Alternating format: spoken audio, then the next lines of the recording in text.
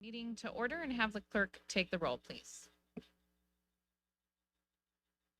Councilmember Newton, Councilmember Hannah, Councilmember Alleman, Here. Mayor Pro Tem Bash, Mayor Grummeyer, all present. Thank you. We are going to have our budget workshop or continuation of the budget workshop. So I will go ahead and call upon the city manager. Thank you, Mayor. Thank you, everyone, for gathering again early today. We have a staff report, which is a little unusual for a workshop, but Lisette did prepare you a staff report. It's in the very, very front of your council notebook. And so I just want to review where we are right now. So at your last meeting, we had a second budget workshop. The council did have some discussion, and you had the consensus was to remove from the Measure Our Expenditure budget the police and fire expenditures. So those were moved out. And then you asked us to bring back to the Measure Our committee for reconsideration of the maintenance items that had been initially taken action to not recommend approval.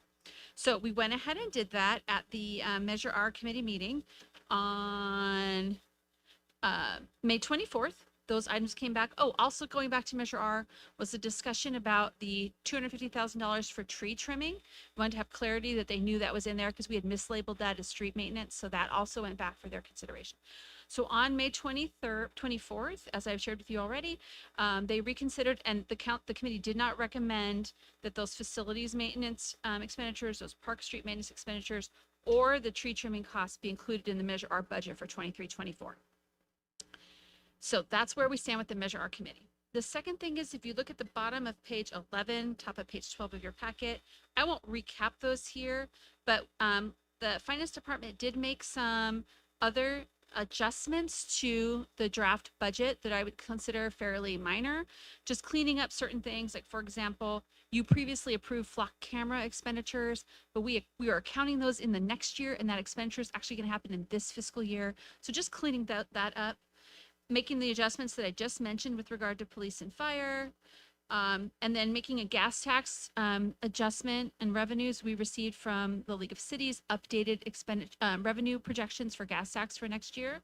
And so those numbers are reflected here in those new estimates, and then also the First Street widening project that's on your agenda tonight.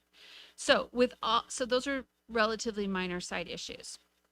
So with regard to discussion, we really have two suggested discussion items for you to hopefully finalize tonight so that we can prepare the final schedules for budget adoption on the 21st. One is with regard to the Measure R issues, right? And then the second is with regard to the draft reserve policy. So I'll speak first to the Measure R issue. You have two attachments to the staff report, Attachment A and Attachment B. Attachment A, make sure I say them correctly. Attachment A assumes that all those expenditures that the Measure R committee did not recommend are not in the Measure R budget and are instead in the general fund budget. So with that change, so again, this is implementing the recommendations of the Measure R committee, then this is where we stand. Approximately $2.6 million deficit showing here and going into fund balance to balance. For the current year, recognizing that, as I mentioned in the last last budget workshop, it would appear that we have an opportunity in next year's budget to really fine tune our expenditure budget and always come in a little close to more accurate, because we every year have kind of had this deficit issue. So Lisette and I think we can kind of solve for some of that. And then next year we'll come in and have a more clarity around our picture of where we are. That's also, that same corollary is true for option B. So if you go to that, Dana, option B is where we land if we use the Measure R to fund the park maintenance, the street maintenance, and the tree trimming. So if we do that, then the general fund ends a little better. We bring that deficit down to $1.3 million for the current year. So it's about a $1.3 million difference between the two options. So my request would be that we have some discussion and the council provide direction on which option they would like us to incorporate into the final budget schedules that would come to you next time. Okay, then with regard to the I'll just give you an overview of the reserve policy and then you can discuss each of these things. Or Mary, would you like me to stop there and we can take the reserve policy after we have this discussion? You want to talk about this first? Okay, absolutely. So again, you have A and B. We have them on the board. I'm happy to answer any questions. Daphne Liu, our accounting manager, is here. And I explained to her that we had a 15-minute presentation we were hoping she could make tonight. But I'm just kidding, Daphne. We're glad to have you here. So that's all with regard to the budget, Mayor, where we are. Okay, thank you. So with the conclusion of that report, I'm going to ask if council has any questions of staff at this time.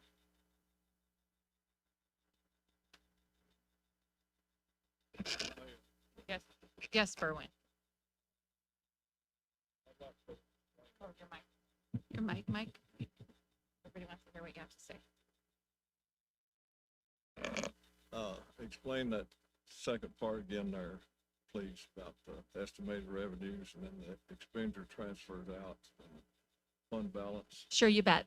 So this is meant to provide you a very high level recap of where the general fund will end, depending on your decisions with regard to Measure R. Attachment A, this one we're looking at, assumes you're implementing the recommendations of the Measure R committee. So this scenario moves the expenditures for facilities and facilities maintenance, that parks maintenance and tree trimming out of Measure R and into the general fund. So with that, we're starting the year with $27 million in the general fund balance. We're anticipating we would have revenues of about 28.8 million next year, expenditures of about 31.4 million, for a net difference of a negative $2.6 million. So this is a budget deficit here we're showing of $2.6 million. So that money comes from somewhere and it comes from the fund balance. So that's where we would end the year next June 30 at 24.4 million. So this is moving those expenditures out of Measure R. Okay.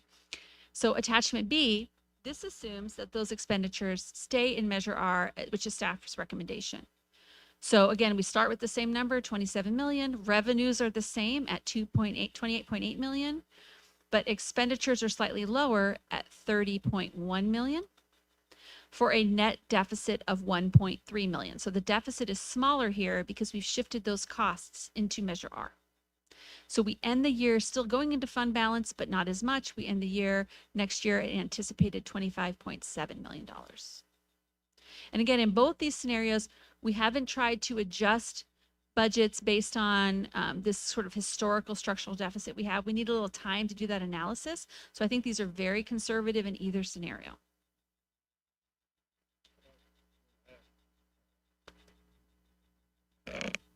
This is not, we're not taking money out of the Measure R to balance the budget, taking it out of the reserves. No, it comes out of general fund reserves. Okay. Correct. All right. Thank you very much. And I use my mic. Lori, under Parks Contractual Services, the last line item, the annual tree trimming / planting for 30,000. Mhm. Is there any overlap with that $250,000 on the tree trimming portion? So no, the $250,000 is the production tree trimming contract with West Coast Right. Arborists for the grid. The $30,000 are those additional extra things that come up where we have our facilities maintenance team want to do planting or trimming and so forth. All right. So the tree trimming, those are separate. Correct. And Dana, while we're having that discussion, do you want to pull up that list of since Councilmember Newton is going into these? Yeah. You're talking about that 30,000 down Yep. there at the bottom. Mhm. Yeah. So on the gas, is it too soon to get into the gas No, absolutely. tax fund? So with that fund, originally it was allocated $250,000 to Measure R, correct? Correct. And then I believe you sent us a note that said 16% of that is attributed to parks, and then the remainder is street trees. Correct. Parks and other facilities. Sure. Yes. Okay.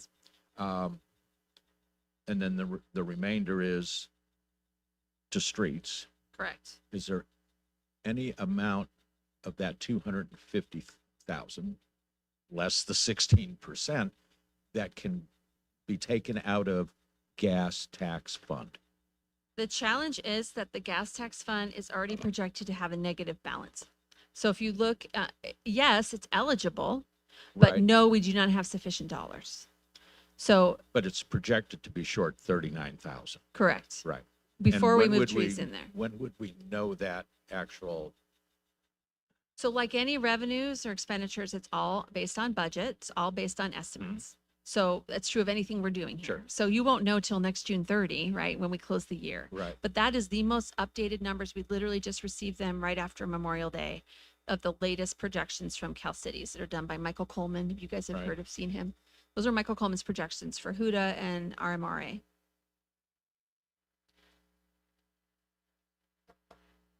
And I'm not anxious about a negative $39,000 projection Right. because we can make that up in the next year. Sure. That's okay. Sure. So we can balance it next year. But adding additional expenditures is, I would not recommend that unless we're going to swap something out. Thanks for now. Any other questions of council? Councilmember Allen? Yes, the information that we got on the dais, these two, Yes, that's just so you have a copy of what's up on the screen. Right, I'd so like to this- show you. but This these are is the what's in amounts your that, packet. right, that were denied by Measure R, just to confirm. Correct. We were having a side discussion. Correct. Okay. Yes, No. those are the items, so you could see the detail of what was in the, those facilities and maintenance expenditures.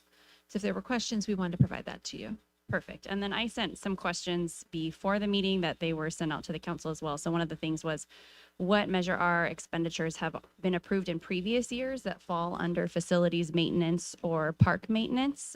So we have quite a long list of various things that include things like playgrounds, lighting, HVAC, trail fencing, trail maintenance, roofs that were previously approved by other Measure R commissions. So I really appreciate that information before we came, as well as kind of where we were with the barn, because that was part of what was approved by Measure R. So And if I may add to that, Mayor, so on that, I just want to note that, some of the discussion we had at Measure R committee meeting at late May was with regard to what is maintenance and kind of what's the baseline.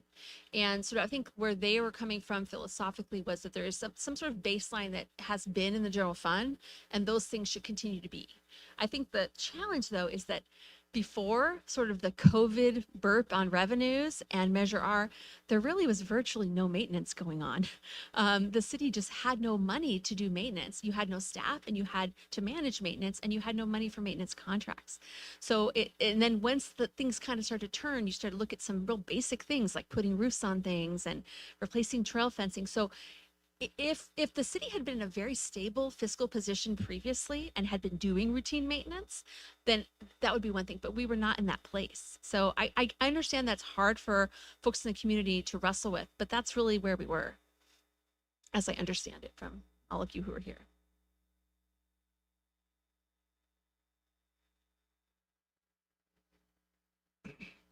So I also found it really helpful.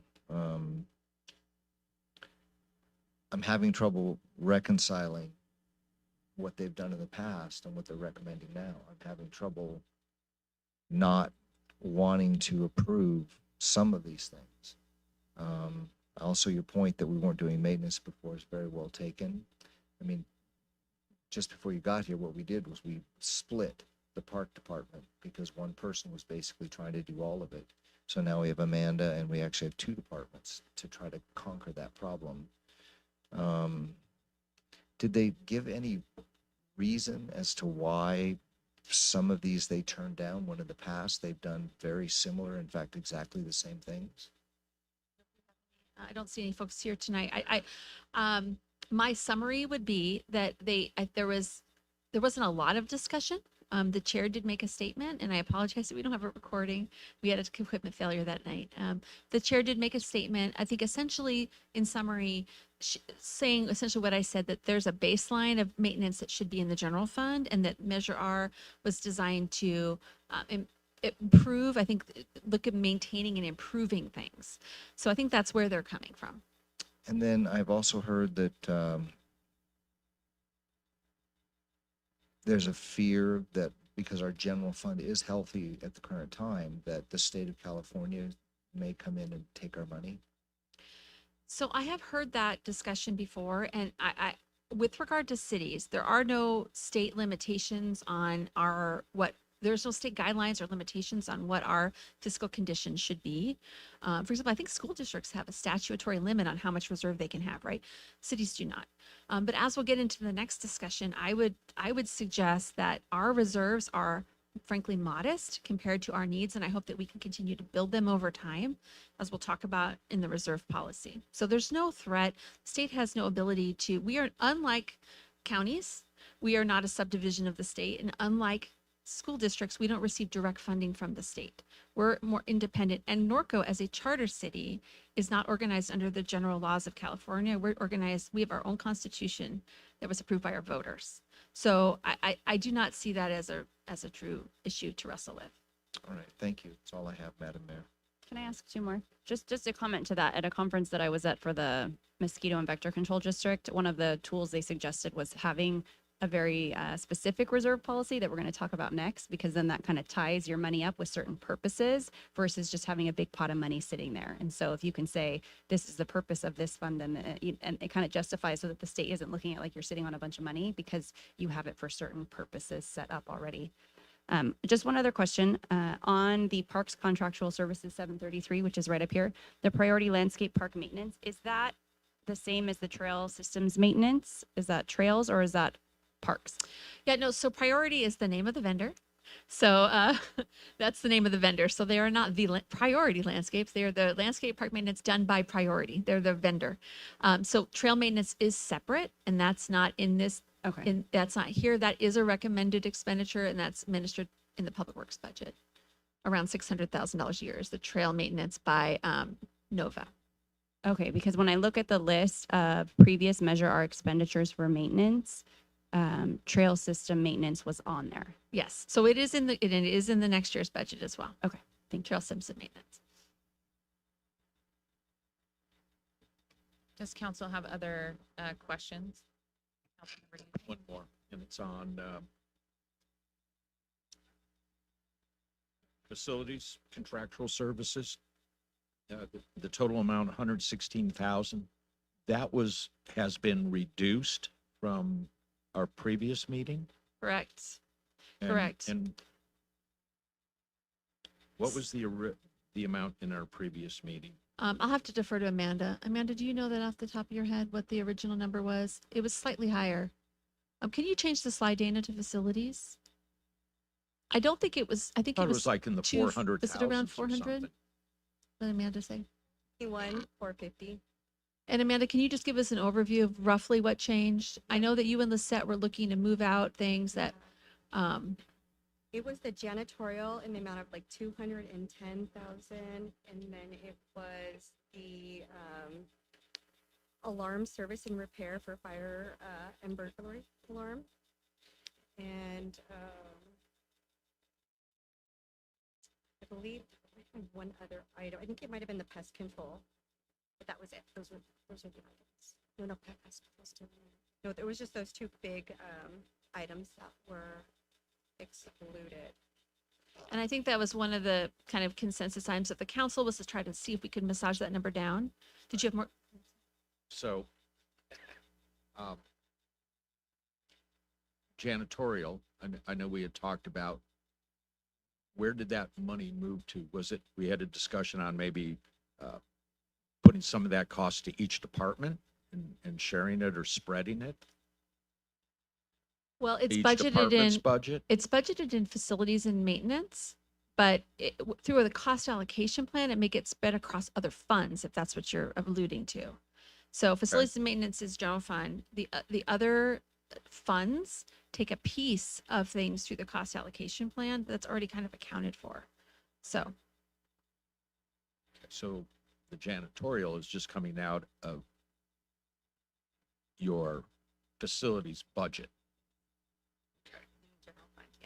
but then as a revenue, you'll see there's, yes, the expenditures Mhm. accounting I standards got say it. you leave the expenditure there, but on the backside in revenues, you'll see transfers in from other funds for their pieces Right. of that, correct? And on that, this year, don't forget, we're going to be updating our cost allocation plan to try to get even better at that, so. So I was gonna compliment you that, that you reduced this by 300 some thousand. You're Still wrong, in though. there somewhere though. It's somewhere. I know it didn't go away. Yeah. Thank you, Amanda. Mayor, I got two more questions. Lori, on fence repairs for 20,000, is that the new fence that's being repaired that somebody runs through, or does our group do that, Bill and them do that, or what is? This is for the Parks Department, just to have a pot of money to repair park fencing around town. I don't believe this is white fence strip. No, this isn't horse trail fencing. This is our park fencing or our facilities fencing, just having a pot of money for that. Around our facilities, not the trail fence? Not trail fencing, no. Okay. so Could be parks, could be buildings, but not trails. But I was gonna say on the trail fence, 'cause I know nobody, when they run through it, unless they've drunk and passed out, they don't stop and give themselves up if they run through the fence. Not usually, but when they do, the sheriff's department does alert us, and we through risk management, through Cindy's function, we do subrogate those claims when we have information about who that person is. Okay, so there is a chance sometime we'll collect. For sure. Like if it's a DUI or there was one on Sixth Street not too long ago, and they ran into into cahoots, right? Was that what it was? And so it was a while back. So wasn't Greg? Thank you. So that perpetrator obviously was there. So we did get information about who that is, and we do pursue those claims. Okay, the other one is the tree trimming and planting. Does the same company do that? Do they trim and then they go back and plant trees, or that two different companies? So it can be. Again, this is the Parks Department's kind of flexible pot. I think typically they do use West Coast arborists. They do. Yeah, they use that pricing that we've already settled on with West Coast. Been noticing some new trees around, looking nice. And we try to clean up palm trees and certain things that are not on the grid system. Sometimes we have trees that just need to go because they're damaging property, or we have a fear of them falling. And so we will take them out just to mitigate any sort of potential litigation. Okay, thank you much. Thank you, Mayor. I think, Amanda, this might be for you again. You mentioned the alarm services and repair that came out. Could you just elaborate on that? Because again, when I look at the list of things that had been approved in the past, security system upgrade was on there. So can you just speak to what that line item was? Yeah, that's our monthly cost for all of our facilities to be armed. Okay. And so that also includes the fire alarm too, because we have Sonatrol and we have Stanley, and they're combined. And so it's just a monitoring system for all our facilities. Okay, so that was just the monthly. Correct. Okay, thank you. Are there any other questions from council? Do we have comments? We have one public speaker card, Bill Naylor. Oh, you too? Good evening, council. I know since none of you guys were in attendance at the Measure R meeting, I was, and Amanda or Lori did pretty well sum it up. The big thing was their concern was, and I think council here is looking at the list of what they approved in the past versus what we're kind of denying at this point. The thing is the impression that I got from that meeting from them, and I even talking to them individually afterwards, is that if it was a new project or something, they would be happy to help try to fund it. But if it was an ongoing maintenance thing, if it was previously in the budget, it should not be transferred from the operating budget to the Measure R committee. That was the main gist of what I think they were trying to tell us.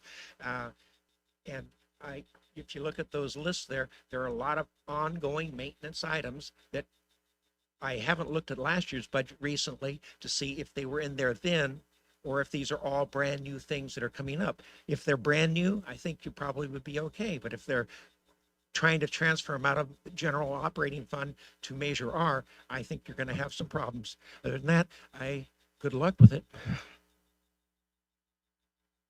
Our next speaker is Mike Thompson. Real quick, council, I also attended the last Measure R meeting, and I agree with everything Bill said. I wanted to add, I got the impression from the majority of those folks that they didn't think our reserves were modest, and that we're approaching 30 million, that some of that should be useful. So that's the impression I got from it. They didn't, I don't think they thought that was a modest amount. Thank you. There's no further comment. All right, thank you. We'll bring it back to council for discussion and action. So I'll start on the right-hand side. Councilmember Hannah.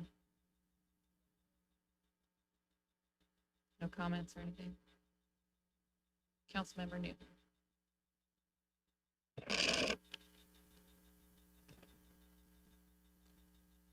So in regard to the Measure R committee and that, what we're seeing on attachment A and attachment B, I think I made my position clear as far as the public safety element, that should be standalone out of the general fund. And I think we're going in that direction, is not to be allocated to Measure R funding unless it's at the point of where we're going to lay off public safety personnel. Going back to parks contractual services and facilities contractual services, staying with facilities first. You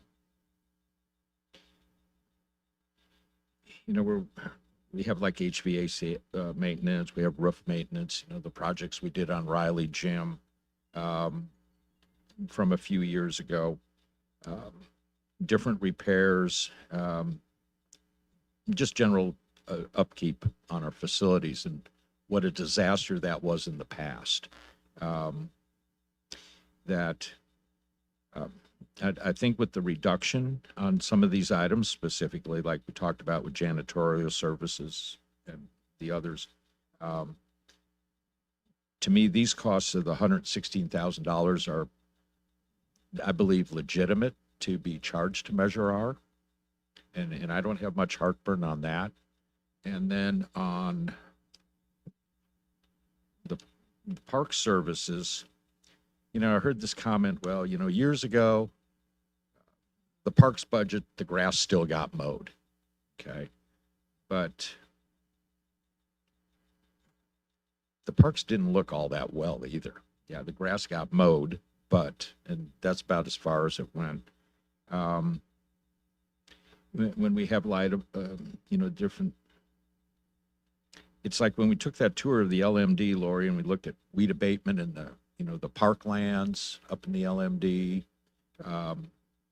some of those areas in Norco Ridge Ranch, playground replacement, fence repairs, neighborhood arena renovations.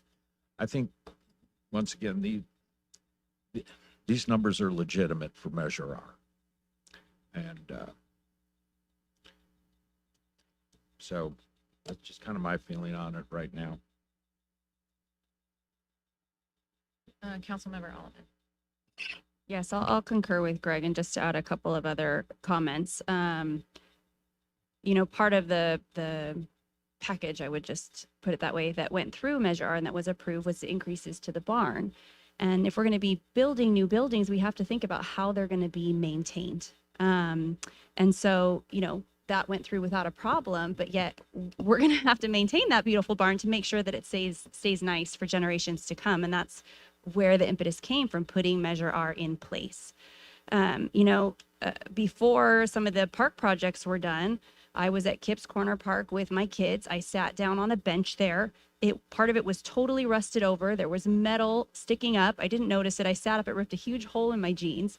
I mean, the improvements that we've been able to make are huge. And so to say that some of this maintenance isn't included, when we look at the ballot measure, the language is that Measure R is for restoring, maintaining, and making sure that there's no cuts to public safety. And we need to make sure that we are maintaining the things that we have for future generations. And I would just also say that I'm not in favor of continuing to use reserves. You know, it's a little more than a year's worth of general fund that we have. And when we look at all of the great things that we want to do that we're going to talk about next in the reserve policy, you know, things aren't cheap anymore, right? I mean, Greg said, how many times, what's a mile of road?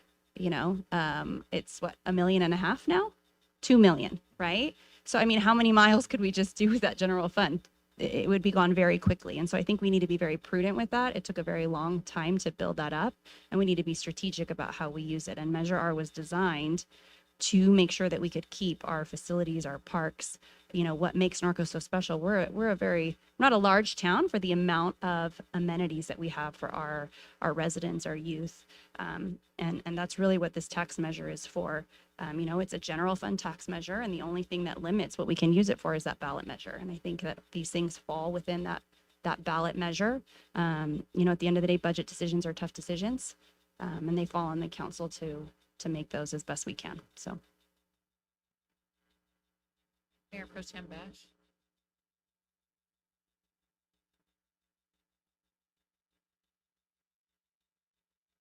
I apologize up front because I tend to see the big picture. And I don't mean to kind of go off, but as I look forward, for when Measure R was passed, it was a different world. It was a different world. We're now looking at the death of retail. We're looking at a huge general plan project, which is absolutely necessary to the future of Norco. Inflation. The grass getting mowed. Well, as a Park and Rec commissioner, I used to mow the grass myself out on the fields. We put up all the fences. I mean, I used to help Chris Wyrick. That's what we did. The baseball fields, everybody, they love to talk about how great the baseball fields are, but guess what? That's parent volunteers. And we've been doing that for a long time. I know that it's just a different world, and $30 million just isn't as much as, you know, because I go back to when we had two. $30 million I totally get, but that could go really, really fast. We have something on our agenda tonight that's serious that we're gonna have to deal with. And I guess, as I've said before, is the majority, in fact, all of this council, in my opinion now, and the majority of this council has been here a long time, whether it comes from Measure R or it comes from the general fund, we take care of our money. I mean, for a town our size, yeah, we all go to these meetings. Towns our size, they don't have the stuff we have. I mean, we people program. Look at our programming for Park and Rec. It's extraordinary. Other cities are like, wow, how do you do that? I mean, Amanda, she's squeezing lemons out of nickels. I don't know how she's doing it, but, and the barn, do you guys realize what that would cost in other cities? I know we had delays and things like that, but we're getting those things done. We have a world-class arena. I mean, all of it, Silver Lakes, put it off. So I will go with the rest of council in terms of where the money comes from. I'm almost to the point, and I guess I'm just going to say it, what really bothers me is the threat. Well, if you guys don't do it our way, we're just going to do a resolution and get rid of it. Well, guess what? There's a new thing coming that we're going to be voting on that's going to change how cities are structured.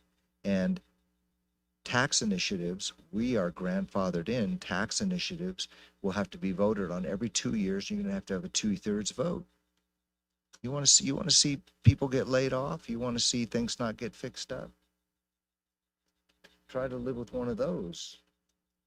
So like Corona passed theirs, guess what? They're not grandfathered in. They're going to have to vote that sucker in. We don't have to. Because of Andy and our staff, we did it early. But I'm kind of with you, Greg, but I'm at a place now where if I have enough people telling me that I'm not keeping a promise, just cut all of it.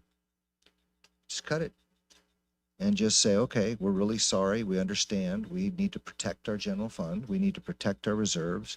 We understand that people felt there were promises made. Let's just cut $581,300 and $116,000. Just flat cut it. I don't think we want to do that, and I don't think the residents that don't have, that are just enjoying these things. I mean, plumbing repair. Has anybody been to the Scout House lately? Seen those bathrooms? I think I drug Greg in there. I think I try to avoid those. Well, it's terrible because we got hundreds of little kids going in and out of that building. You got to see that bathroom.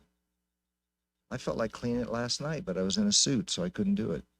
HVAC. We're finally getting HVACs fixed. How many years did Brian say, I just don't have the money to fix the heating and air conditioning systems? Roof maintenance. Think if we had taken the time to maintain Riley Gym's roof. Part of the reason our floor got so bad is it was leaking. So like I say, I will go with what council feels, but I'm kind of with Greg. The 116 I think is within reason. I guess the rest of it, we can just sort of wait and see. What I'm hoping is that, and it's a terrible way to run a business. I wouldn't run my own business, but when we're being told that our numbers are conservative, I'm hoping that what'll happen for the last 14 years is that we end up coming out ahead and not behind, but that's no way to run any kind of a business. But I'm going to trust you, Lori, on that, and hope it's true. And if it's not, well, that's what happens. So I would support what Greg says, keep the 116, and I guess the other 581, well, the annual tree trimming, I mean, that's, yeah. So these, Was tree trimming approved previously? So no, you continue that item. So the tree trimming contract has not yet been approved. But It'll in come- previous years, was it approved Yeah. in Yes, Measure R? yes, it was. Last year it was in gas tax. The previous year it was in Measure R. Okay, like some of these, like the light service for sports fields, that was a project upgrading all that light. So like, Correct. we'll upgrade it, but then we won't maintain it. Like that's where I find a disconnect, you know? I mean, I feel like all these things were reasons that we passed the measure. Right? So I'm just a little bit, I don't know. I'm going to wait and see how everybody else votes. So my thoughts on kind of the quandary we're in on this right now. When we talk about a baseline for maintenance and dollars spent on maintenance prior to Measure R, it was zero. We didn't have any. That's just the facts. Our buildings were falling apart. You look at Nellie Weaver Hall, falling apart. Pole barns, pretty much condemned, and we could not use them. Our HVAC, non-existent. And so trail and street maintenance, again, non-existent. So that was our baseline. Our baseline was zero. And that's why staff and your council went out and asked the community for Measure R, because we were not taking care of the assets that we had as a community at that time. However, I also understand that we put a citizens oversight committee in place for a reason, to kind of, you know, keep council in check. And again, the people voted, the people are giving their money, so the people should have a say in how that money is allocated and spent. It's clear from the discussion, at least in my opinion, that there's a difference of opinion between the council and the citizens oversight committee. My thought process at this time is that we really need to talk about what is a baseline for facilities maintenance now under current circumstances. Where does that sit? Where does that lie? Lori's mentioned, you know, tightening some things up, some cost allocation, so that we're getting our budget tighter and tighter and more true. Because again, my experience on council is we've had a budget deficit every single year that I've been on council. So that's been since 2015. But like Kevin said, we come out ahead every year as well. And so if we can tighten things up to get a truer picture of what that budget will actually look like, I think that would be helpful. And I think that's work that obviously staff is going to work on over the coming year as those processes and programs and everything are put into place. So again, just my thought process, it's about tightening up our policies and procedures on our side, doing some education and creating a baseline potentially with the input of the Citizens Oversight Committee, looking at what happens this year, whether that money is allocated out of Measure R or general fund, to see where we're at, and then, move forward with potential requests to the Oversight Committee as we move forward. I'm also in agreement, just because, again, of past experience, you don't build something and then not pay for the maintenance, because then we're going to end up right back where we were at when we didn't have Measure R. So that concept of, well, new things we'll pay for, but if it's pre-existing, we won't. That doesn't make sense, and historically that isn't what's been demonstrated when money's been put into Riley Gym, money's been put into Nellie Weaver Hall and all the improvements on that. I think there's been this primary focus of streets and trails, and that was a big selling point for that particular measure, was streets and trails. And I know we're making good on that promise, because we can all look at that report. We all drive around town and see the huge improvements in both streets and trails. And so I think it's time to kind of look at that broader view and intents and purposes of what Measure R was for, once we kind of get everything to a standard that we believe is what the residents and what our community deserves. And so, my personal opinion is that potentially the costs get allocated to general fund for this year. We tighten things up, we do some discussions, and really take a deep dive into the reasoning and the history of expenditures with the Citizens Oversight Commission, to see if we can find some common ground and understanding, not just for today, but moving forward. So when we're not here 25 or 30 years down the line, that the barn does stay maintained and in the condition it needs to stay in. Because I think with the draft reserve policy and whatever is approved with that, we're going to have a policy saying this is what's a priority, this is what's important to us. And we're going to have tighter financial reports and those kind of things. So the more we button things up, the clearer it should be for everybody on where our dollars are going, why they're going there, and why we think, they're being allocated out of the funds that they're being allocated out of. So that is where I'm at as of today. Well, you sold me. I will make a motion that we go ahead and pull it. Sorry. Councilmember Couple- didn't have couple discussion. things. I don't know if we're doing a motion yet, because it's just a recommendation, but Right. I wanted to understand the mayor a little clearer. That these two costs, the 581 and 116, you feel that still should be allocated to general fund and not Measure R at this time? At this time, that is what I am leaning towards. And again, the reason why is because we, number one, told the citizens when they voted for the measure, like, we're going to listen to you. And the way Correct. that we listen to them is through the Citizens Oversight Commission.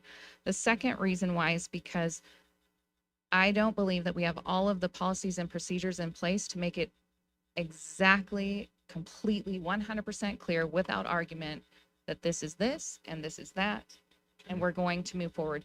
Do I think that all of these could fall under Measure R? A lot of them can, but I could probably nitpick through a few things that really the maintenance, or like the pest control, could potentially fall under the responsibility of general city maintenance. So again, it's twofold. It's about clearing up policies and procedures, and then, having the citizens still have their say in the measure that was passed, but leaving time to go back and have the discussions with the folks on that commission. When they say, oh, we need to have a baseline, how many of those folks know what the baseline was before Measure R and where we were at We didn't before have- Measure R? Yeah, I know that, you know that, Correct. but I don't know that that there's an understanding of, did Measure R ever get a history lesson in prior to Measure R passing? This is how much we spent on maintaining Nutley Weaver Hall. This is how much we spent on maintaining the arenas. This is how much we spent on maintaining parks. I don't know that this is how much we spent on trails, because I know that number. It was $12,000 before Measure R. I don't know that those history lessons have taken place. And so if in your mind, you're like, well, the city was maintaining all of this before, but we don't have an actual dollar amount or historical context for that. Because like you guys said, well, we were mowing the lawn. But when you say trails were maintained at $12,000 a year, and now we're doing this, like giving that historical context so that we should have a realistic and actual baseline for what was being done, I think would go a long way with our Citizens Oversight Commission. I mean, you make a good point, and I think some of these items, like I said, probably do belong in Measure R, but Measure R committee historically hasn't been given that opportunity to, I guess, be educated on the institutional knowledge. But I guess, question for Lori, on some of these, I also look at, they're kind of placeholders too, that just a budget, miscellaneous repairs, $10,000, right? May spend it, may spend more, may spend less. So I'm taking some of these as placeholders. In the sense that, yes, they may or may not occur, like that specific one, sure. If all goes great, then we don't use it. But we do need a Right. budget, because inevitably something is destroyed by Sure, someone sure. or No, something I blows get- up. I or- get that. But yes, fair enough. It's not a planned expenditure. Correct. So I You would make a just, good are you gonna point, go? Robbins. Sorry. No, you're fine. Catherine and then Berwin. I would disagree a little bit. Just in my conversations before with our previous community services director, I know that they spent a lot of time doing a lot of education from what I hear and walking through all of the recommendations for, if you look at all the projects that have been approved since Measure R was started, and generally speaking, most of them were approved based on the recommendation and the education for why it was needed and why it wasn't coming out of the general fund previously. The extent of that, I'm sure always more could be done, but certainly enough was done that there was an understanding that these expenditures were justified and that they were justified under Measure R. And some of these, I am fine approving the facilities, contractual services under Measure R, the light service for sport fields, park and enemies, playground replacement. I mean, we replaced all the playgrounds from Measure R money. And so that's where I come to, we're going to approve it out of Measure R, but then we're not going to ever touch it again. I think that, fence repairs, certain these things that we've approved, all that money has come out of Measure R. And certainly the commission was put in place for recommendations to be given to council, but it is still an advisory commission. And just like when we've gotten recommendations from planning or other places, certainly we're not always going to come to the same conclusion using the same set of information. So, those costs, if I did quick math in my head, would, 150, 175. I understand why some of the other costs, right? Like the landscaping, because that I don't believe has ever come out of Measure R before, and that is a larger cost. But I want residents to feel that certainly they have a voice, and we will hear them and listen and take that into account. But at the end of the day, we're the ones that have to make those hard decisions. And the money's going to come from somewhere. And again, we can tighten up our budget processes. Again, as you said, since I've been on the council, not as long as you, but yes, every year we've had a budget in the red. And there are things we can button up, but this piece of, are we going to fund maintenance out of Measure R? I think, maintenance is part of that ballot measure. And that's a conversation that we need to get people on board with, because we're going to have to do it. I don't think there's any way we cannot maintain things using Measure R funds, especially brand new projects like the barn or things that we have funded previously using Measure R. We've come so far. I don't want to see us going back or burning through a reserve because there's debate about, some of the more fine-tuned pieces of this. Okay, and Berwin, before I let you speak, I want to clarify a couple things. So when I talked about historical context, I'm talking about historical context on maintenance and work prior to Measure R passing. And I will just say that there was a lot of talk about that stuff happening, but the fact of the matter is it just didn't happen. When Measure R started in those preliminary projects, absolutely, the commission was informed and presented the projects and approved those projects. But so my references to like historical context, it's pre-Measure R. So because if I'm wanting to establish a baseline on what is and what was not, it would be before Measure R. And again, my personal opinion is there were a lot of deficiencies at that time for a variety of reasons, but things were not getting done. I would equate it to like a shell game where you're trying to follow the ball and which shell the ball was under. That's how I felt that department was run at that time. And so I'll leave it at that. And you're right, the money's going to come from somewhere. And I'm not saying to take it out of general fund in perpetuity. I'm taking my kind of thought process is that it would be out of general fund while an education process and some community outreach was done. And just to put it like flat out, I was on those videos and I made a promise. And so I need to make sure that people understand that I'm going to keep my word. And even if I don't agree with where the commission is at, I need to keep my word and then have the work be done to educate, truly educate, and have those hard discussions with folks, because you're right, we're building all this stuff. And if we say we're going to build it and not maintain it, we're just going to go back to where we were before Measure R. So, Berwin. Yeah, I just had a couple of things like what you and Kevin were talking about before Measure R. And Kevin, you remember this, the year that we didn't water the parks because there was not enough money to maintain them, and after they didn't water them, they didn't have to mow them much. But another thing, Greg, how many years did you talk about painting the metal in the Merino arena that it was starting to peel and begin to rust up in there? 5 or 6 years before we got Measure R? It was actually like 2003, so it was like 18 years, 15 years. Yeah, before we got the money to, well, Right.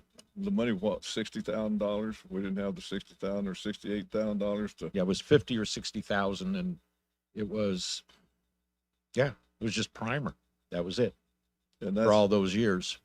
and that's the way things were before we got Measure R. I know there's a bunch more, Kevin, that we went to on the chopping block for not just for 1 year, for 2 or 3 years. And that's why I never could figure out all the Band-Aids they put on the roof up at Riley Gym, why they just didn't go ahead and tear it down and fix it, because it was horrible, and they didn't have enough pots and pans to catch all the leak water in there on the floor. So anyway, that's all I have, Mayor. Yeah, and again, I am fine with what the majority decides, because at the end of the day, it's coming from somewhere, right? So I am fine with whatever the council decides. I'm just giving you, again, my thought processes and where I'm coming from as the person that did, I think 99.9% of the videos and outreach to the community on the measure. So When I said I would go with council, I'm kind of with you too. For me, the reality is it's the people's dollar wherever it comes from. And I really believe that staff has shown that they will spend money wisely. And I think this council has shown that we respect the people's money. And, to your point, I do disagree with some of the points coming out of Measure R, but they were put there for a reason, and we've all made promises. It's a little hazy what those were, but again, if it comes from a Measure R, eventually it's going to have to. We all know that. So anyway, what's the next step in this, Lori? I would suggest a motion for either I moving make it- forward with attachment A or attachment B. And just a note that the use of measure R will require a 4/5 vote of the council if that's the direction the council wants to I go. make a motion to approve measure attachment A, with the proviso that we begin to, wait a minute. Which one's which? A does not include the use of measure R. Measure A is the one I want to use. Make a motion to approve measure A. Attachment A, sorry.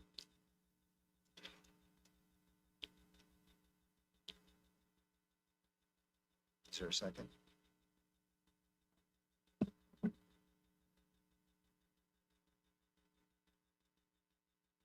The motion has been made to approve attachment A.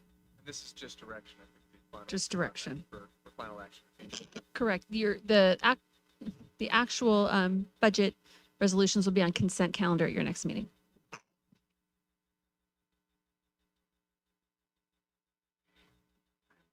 Send for votes. Please vote.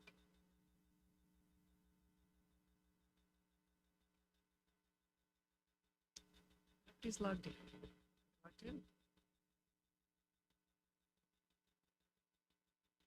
No. Just Kevin and Catherine.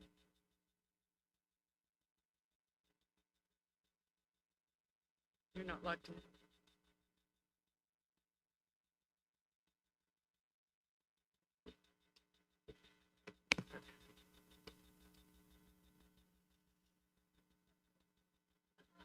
Hmm.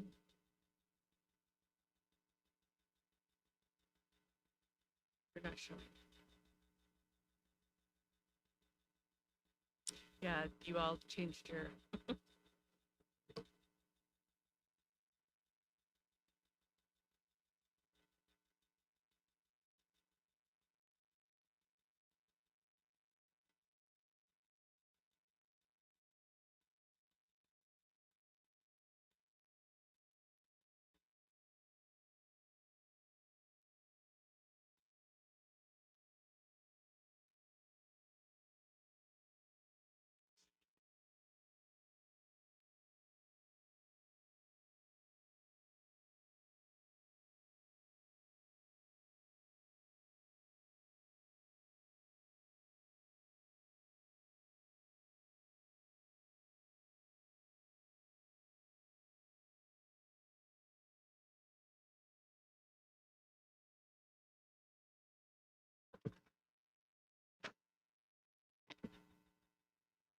I'll go ahead and call the vote. Mayor Grunmeyer,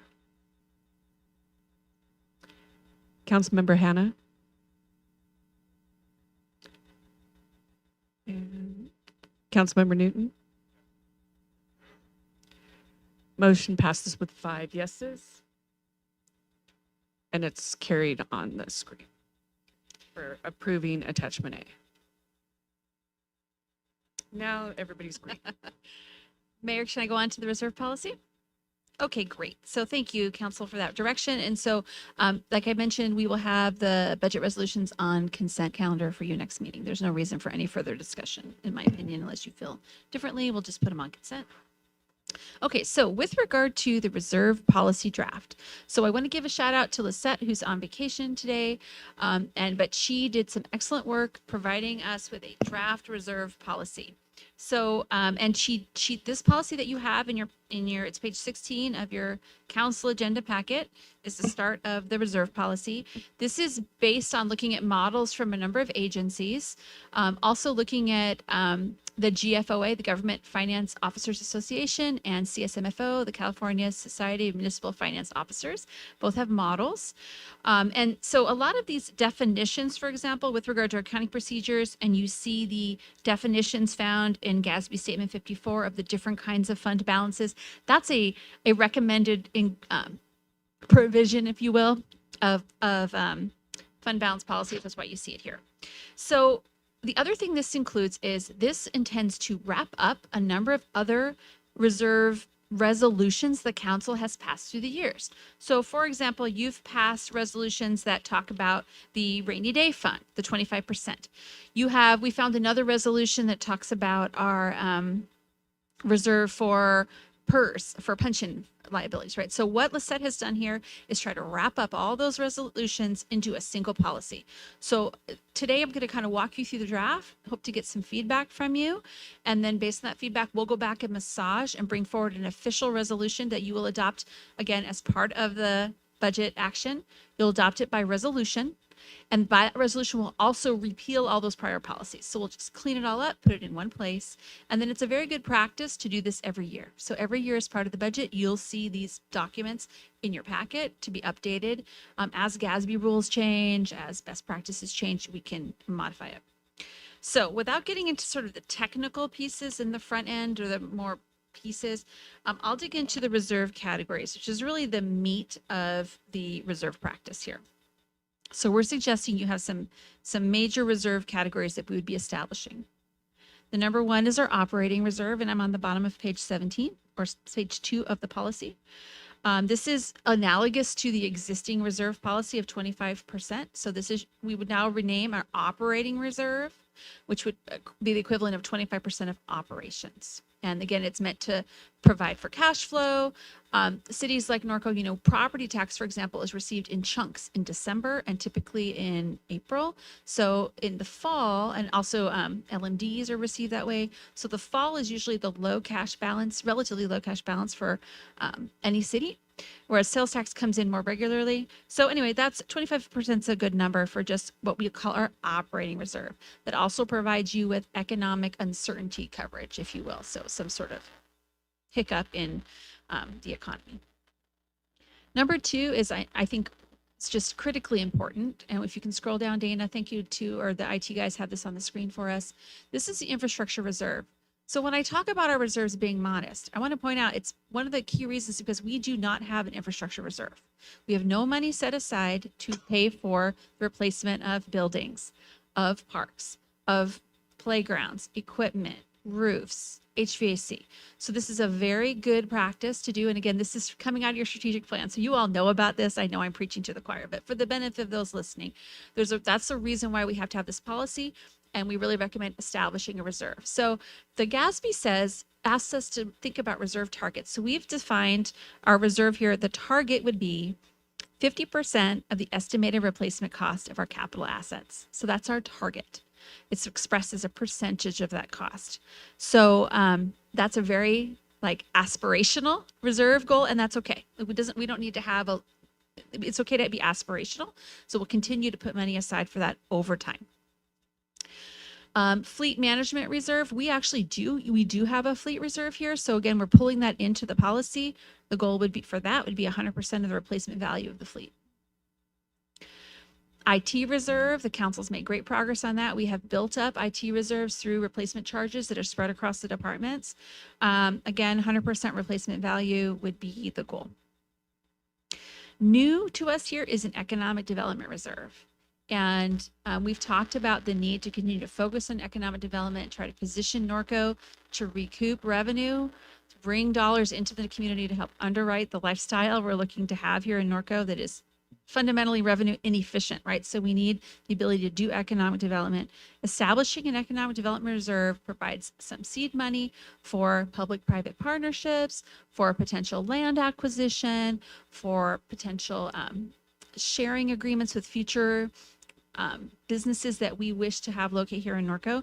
We've recommended here that the value of that reserve be the value of 10 acres of commercial property in the city. So again, that's flexible, but that's just an idea of a place to start. But we need to have a seed. For example, I'll give you an example of how we might use that. Alma and I have been having lots of conversations with a number of retailers and hotel developers with regard to properties in Norco. The number one thing they ask about is how much time it takes to process.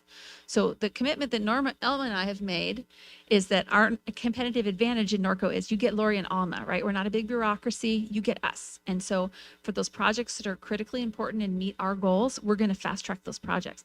but I need a little money to do that. We need to be able to say, we've got this amazing project. It's going to meet these goals. We'd like to fast track it. Alma's got, say, a team of consultants on board that she can bring in. Maybe that costs us $30,000 that we don't have budgeted. But if I've got a little reserve, I can use some of that money and and we can get that business over the finish line faster and get them generating money for us. So that's just a small example. Obviously, we've made property acquisitions before.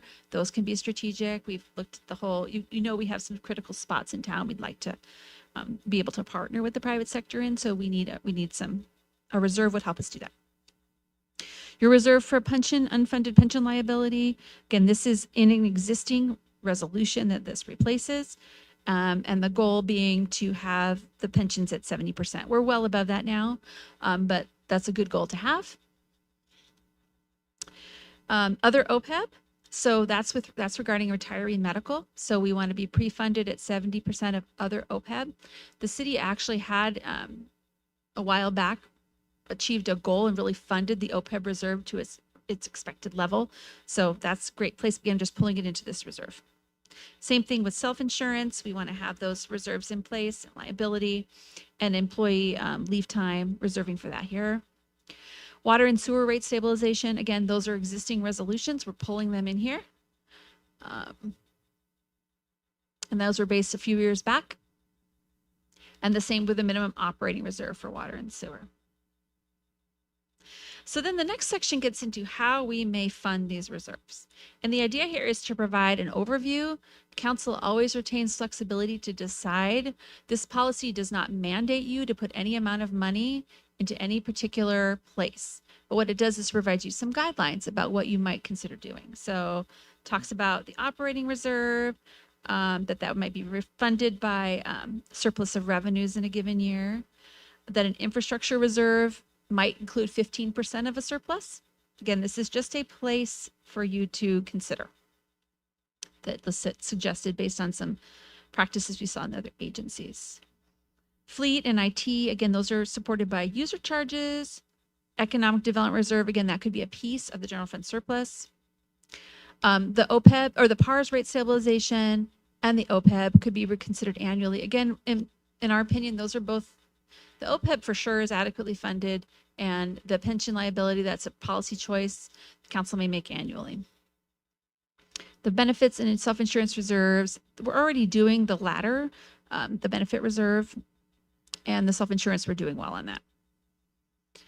So that is an overview. So I'd love your comments, and then we will look at this. Again, this is a great starting point. It's not meant to be exhaustive. There may be other reserves you would like to do. And we can look at those in the future as well. But this is a great item to, again, it's in our strategic plan to be addressed this year. I know I'm talking to my predecessor. He felt really strongly, and I know you guys included this here at his suggestion. So it's a very good practice to have. All right. Thank you for the report. So we'll go ahead and start with Kevin. Kevin, do you have any questions? I don't have any questions. This is exactly why you were hired, Lori. This is exactly the reason that we brought you aboard. It's almost overwhelming, but it's amazing what you're doing, and I'm really, really pleased. And I wish Lisette was here to hear that, but I hope you'll pass it on to her. I feel like this is yet another move to move us into the 21st. Are we the 21st or 22nd century? Which century are we in? 22nd? It's Anyway, 2023. To bring Horsetown USA into the modern world so that Horsetown USA can last another 100 years. So I'm really pleased with this. That's all I have. Thank you, Kevin. Councilmember Altman. Yes, a couple questions. Can you, and I know you went through this and I was taking my notes as you went through, but what do we not have? So I have, right, the infrastructure reserve, we currently do not have. Economic development reserve, we currently do not have. Did I miss one? Yeah, that's correct. Those two we do not have. No, I think those are the two we do not have in any form right now. Okay. And that was good to see that we have a number of these. Yes. And this would just consolidate our whole policy and look at it more holistically instead of kind of different chunks and different pieces. On the infrastructure reserve, It states, looking at building and maintaining minimum reserves of a minimum of at least 50% of the estimated replacement cost of all cities' capital assets. What is used? Because I know there's like GASB rules, right, about what is considered capital assets. What does that basically consist of? And do you have an estimate of, right, that would come from our financial statements of kind of what that would be? Correct. Ooh, there's an accounting question for you, Daphne. So yes, that is, we have a fixed asset inventory, and every year as part of our annual comprehensive financial report, there, ACFR, there is a value to our fixed assets. Daphne, do you know the value of our assets? Would you like to? The question is with regard to infrastructure as fixed assets. And in our generally, what ACFR. does that consider? Okay, sorry, I don't have the exact number Okay. number on my mind, but as Lori mentioned, it's our ICFR. So there is a footnote, I think the footnote 4 or 5 shows it's separate by governmental versus water and sewer. So if you want, I can provide the information later. Okay. And Daphne, that's things like buildings, streets. It does include roads, right? Because the rules Yeah, change. but, Okay. infrastructure, building, land, also vehicle equipment, office equipment. Yeah, everything. Okay. Yeah, that would be great. Thank I you. will send it later. Okay, no problem. I know I've seen it. I just, off the top of my head, I don't remember what it is either. And then looking at, so the suggestions right now are the allocating 15% of any surplus to each the infrastructure and economic development reserve. What would then the other 70% at the time that we allocated those is when a decision would be made where to allocate the remaining of any surplus? Right. You can make that decision. Absolutely. Okay. And then one other question with the economic development reserve. I think the definition stated the land, right? A goal for land holdings, but some of that would be funds as well. So the goal is expressed as with regard to land. So the value of 10 acres of commercial property. So we'll call that around $10 million right Okay. now. That's the goal. So the goal will change as that value escalates. Okay. I think I was reading that as having 10 acres of Oh, land. got So it. thank you. Got it. Okay. I'll I take missed- that also. Either one. Okay. Those are my questions. Thank you. All right, thank you. So I'm going to ask a couple questions. During your staff report, you talked about the resolutions and little pieces that are already in existence. You talked about pulling them in, and you also said replaces resolution. So I need clarity on that. Number one, where is this policy? Should it be approved, going to live, or be placed? And then clearly the resolutions don't go away, right? So because they're in existence. And So two parts to that. So first, actually, yes, we would repeal those previous resolutions. Would repeal. Yes, because for clarity, we always want to out with the old when we're in with the new. So this would also be adopted by resolution. So you would adopt Okay. this by resolution, and as part of that resolution, it will have language that says resolutions XXXXX are hereby repealed because you've put them in here. So that would be the goal. Again, I'm trying to clean up. If there's some reason why we shouldn't, I'm open to that. But generally speaking, that's always a good idea. okay. So, because I wasn't sure if they would be like, this is referenced back to like No. hyperlinked or anything. No, so no. they'll just go Typically, you away. would just have one policy with one resolution. Okay. So then it wouldn't, so it would be completely replacing then, not pulling in. Yes. Okay. And then, what is your expectation or idea of where one-time dollars would go? We have a development agreement and we get 3.5 million, or, another thing comes up and there's a windfall of 2 million for some reason. Like, I feel like that's generally addressed in what you have here. Is it the policy that the 15%, and then council decides on the other 70? Is that your idea? So that's a great question. No, this policy so far doesn't look at that. This would just talk about surplus. So at the end of the year, it's meaning to talk about the end of year kind of surplus. But it's something Lisette and I talked about. I'd be curious to see what you think. We do separately have a special asset fund Right. that has its own resolution that says how that money is allocated, which requires a 4/5 vote and so forth. It may be that in the future, you decide there's no need for that separate special asset fund, that you move those funds into one of these designated reserves, because it is a little bit of a duplicate. We didn't address that here. So I get my answer to your part two questions. What about a community benefit payment and so forth? That's not addressed here. So I think you could make those decisions as you receive a community benefit payment. If you want to continue to allocate that to special asset, or you want to put it in these, or you want to spread it, either way. But really, maybe at some point down the line, it would make sense to close the special asset fund and move that money in here, because what we're calling our special asset fund is really just a reserve in the general fund on the ACFR. It's not literally a fund. So we haven't, so short answer is, as a long answer, short answer is we haven't settled it with regard to special asset. And it would, I think, be up to the particular situation for you to decide about what you want to do about a community development payment, community benefit payment, for example. So then was that not addressed by staff in this because of the fact that it's a 4/5 vote and all the other resolutions were just a general majority, or? No, I think we were just trying to simplify. Lisette and I did talk about it. We just decided to let it be. So, but there's no, we could address it now if you so desire. I guess if just my opinion, if the idea is to clean everything up, I would just rather clean everything up Okay. and not leave a little dangler out there. So, but that's all my questions for now. Councilmember Newton.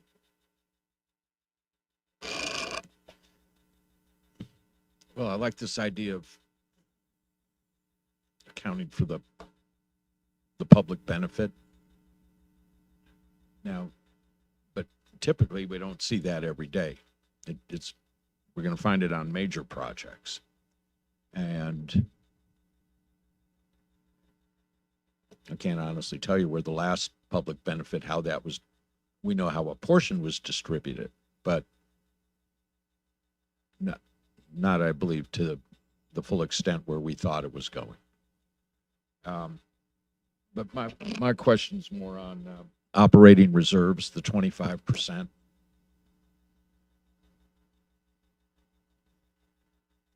What is the cost today of operations for 3 months, to maintain operations for 3 months?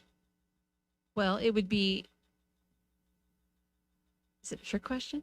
No, if you just take a 25% of the that general fund, so the general fund's right around 50 million. Is it trick? You're gonna make me pull up my Because it budget book. says to maintain operations for 3 months. So it would look at the What's that? general fund operating, which is our operating budget. It would be 25% of that number. So wherever we are now, All right. we're at 30 million. Is that the general fund-ish? So 25%, 7.5. Is that the number? Well, I'll accept that. I'm just kind of, Let me look. I'm just wondering if 25% is enough. Yeah, we're at 28.6 in the draft. So let's just round to 30. So Sure. 7.5 would be 25%. It's definitely not, again, it's not a huge fund balance. It's No. not. And that one of my concerns is that could go real fast. Mhm. The other option, maybe to your point on that, is there could be another addition of a reserve, could be just a reserve for emergencies. So some cities have an emergency reserve. So, I worked in an agency that I think I was telling one of you had a huge wall failure, like a curb wall fail. Right. That's not insured. That was a multi-million-dollar repair. So that's not, you could distinguish that from infrastructure reserve, which is more planned things, versus an emergency that comes up. Think of city of Cerritos years ago, right? They had an airplane fall into their city, right? And destroy things. Like, that's an emergency. So that may be something you choose to do, to add a reserve with regard to emergencies. It would provide you additional level of security. I mean, we've seen it on a small scale with some of the slope stabilization. Correct. Different things like that on a smaller scale. But I think if you got $7 million, I'd go in a heartbeat. Mhm. So that's just kind of my concern on the 25%. That's all I have, Mayor. Everything else I like with the direction you're going with this. Councilmember Hannon. Yeah, I want to commend Lizette and her staff for putting this together. It's a good job, but on the infrastructure reserves at 15%, is that enough for an emergency like water lines blow out in the middle of the night and things? Because I remember, and Greg, you was here when you was on planning then, what was it, 2004, when they were building homes up there in the hills, and we had that big El Nino and that downpour and everything, and it washed out all the trails and pushed all that mud into the streets. You remember that? It actually undermined all the driveways up there on those slopes. And now would that be like for an emergency fund, or how would that be? Because I mean, they worked, Public Works and some contractors worked around the clock for 2 or 3 days and nights to put all that back together. Yeah, that's a great question. So I would think of the policy as establishing the buckets, right? It's the buckets for funding. But the money's not in the buckets yet. So right now we're looking, what are the buckets we want to have? And then part B will be over time, how do we put money in the buckets? So with regard to water and sewer emergencies, that bucket is this minimum operating reserve balance for water and sewer. So that's the existing reserve you have. It says reserve balances are for utilities, are for specific cash flow, financial needs, or projects or tasks. So that's really where we've been. Public Works has historically set aside money for planned capital in that reserve, and that would potentially be for emergencies also. Again, at a later time, you might want to set out other reserves for just sewer and water, because for the utilities, that may really make sense. But right now, that's the bucket, and we want to put money in it. So the infrastructure bucket would be separate from water and sewer. And the 15% is not the amount that's in the bucket. That's just a suggestion for at the end of the year, if we have extra general fund surplus, that 15% of that surplus would go into the infrastructure bucket. Oh, okay, add to whatever's already in. Exactly. Okay. Exactly. So I'd really think of this as a starting point. This is really the beginning. And then over time, hopefully 20 years from now, city, councils will look back and see the wisdom of what we're doing, right? And see that, and we've built up really safe, solid reserves for the future. Okay, thank you. That's all I have, Mayor. All right, other questions? Yes. Just when you were talking about an emergency fund, that would include the natural disasters when we were talking about things like the slope stabilization project. Yes, and that is in cities that have good reserve policies, you do see that sometimes. So we could add that if you'd like. What are the thoughts on council of adding that as one of the parts of the policy? Okay. Yeah, I would just say, especially this year, we've seen that there's a need for that, right? That's something that when we look at what we do have already established, that's something we didn't. And then those are significant costs, right? Of things we cannot avoid doing. I agree. So is everybody in consensus about adding emergency? Yes? Okay. So Okay, we I have see a lot of consensus. heading it. Yeah, we'll add that emergency bucket. Yeah, an emergency reserve. And then we'll add some definitions about, natural disasters, other unforeseen circumstances that create urgent expenditure needs. Okay, definitely. Do we have any public comment on this topic? No, we do not. Okay. So then we'll go ahead and bring it back to council for any other discussion and comments to provide direction to staff. Do you want to talk about the special asset fund? Yeah. Yes, go ahead.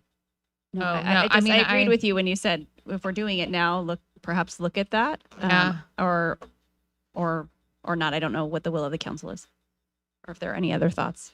Well, I mean, like what Councilmember Newton said, it doesn't happen very often, but I don't see why we shouldn't make a policy now so it's just all in one place and just do the cleanup all at once. So. Go ahead, Bert. And I'll agree with you on that, because those we had two of those incidents. We had major water damage and caused by heavy rains and stuff like that, and you never know when it's going to come about. We kind of need to be prepared. Any other comments on having staff look at the special asset revenue fund and making a policy for that? No? So everybody's agreeable? Great.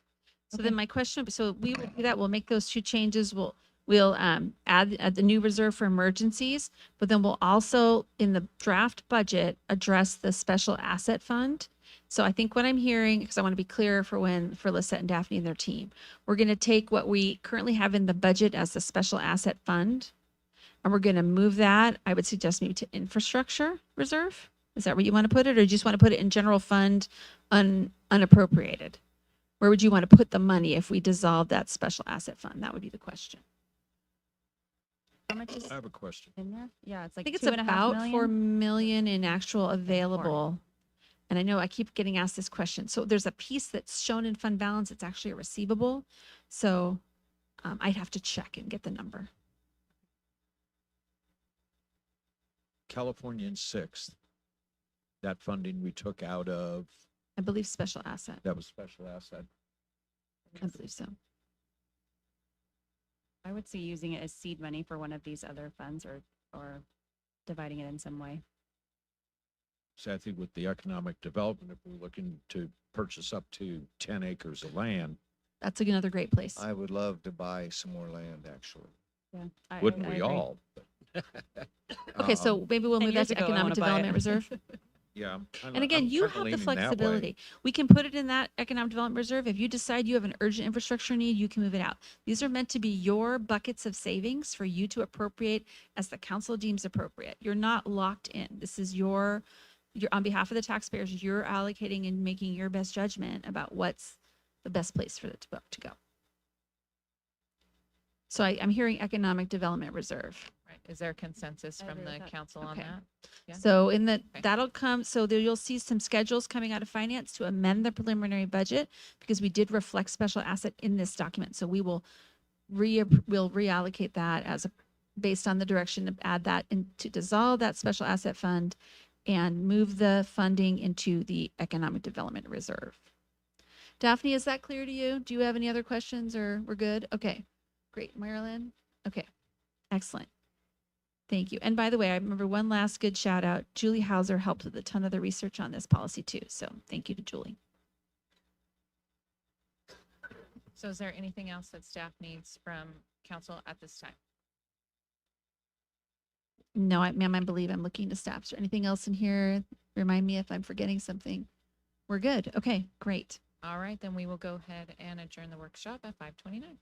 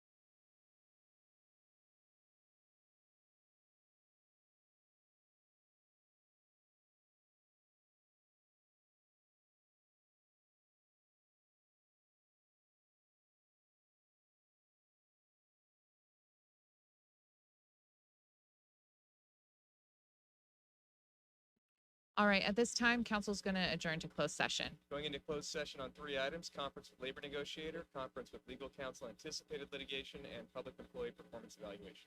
All right, thank you.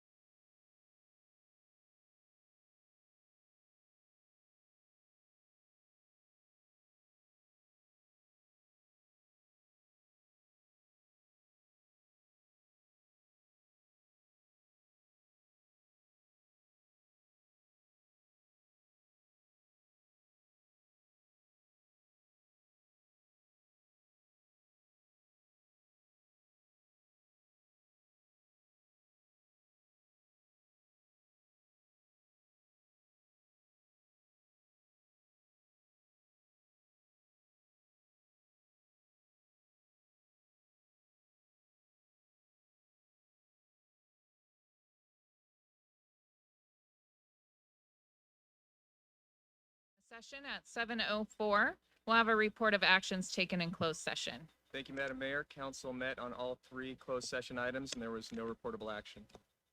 All right, thank you. So this evening, we will have the Pledge of Allegiance by Councilmember Alleman, and then we will have our invocation by Pastor Aaron Diaz from New Beginnings.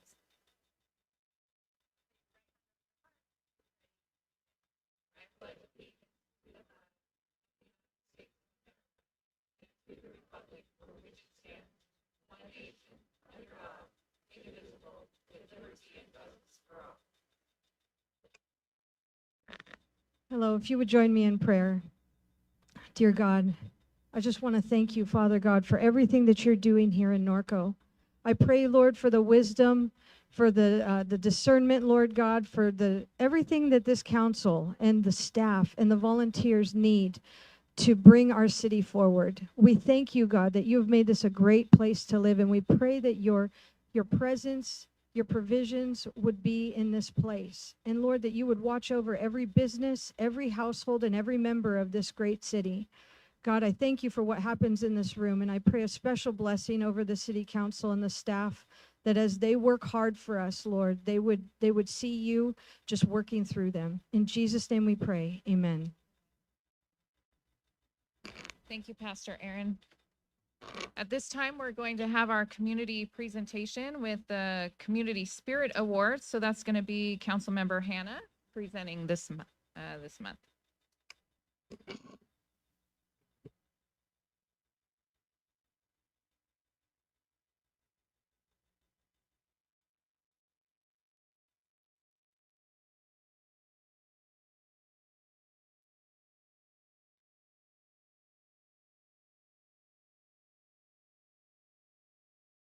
Y'all can pretend to say it. This is the first time I've ever been around when this was done, but I got to choose. So tonight, this award goes out to Sue Bacon. Sue moved.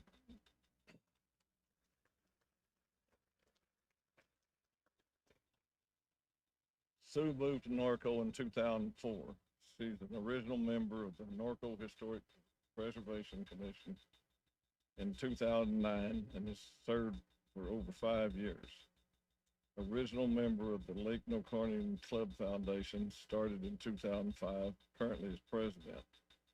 Has been a designer for over 30 years, volunteers with the Norco Fair, Norco Horse Week, and many more events. You asked, she's there. So Sue, if you'll come up. So they'll know who you are. Yeah.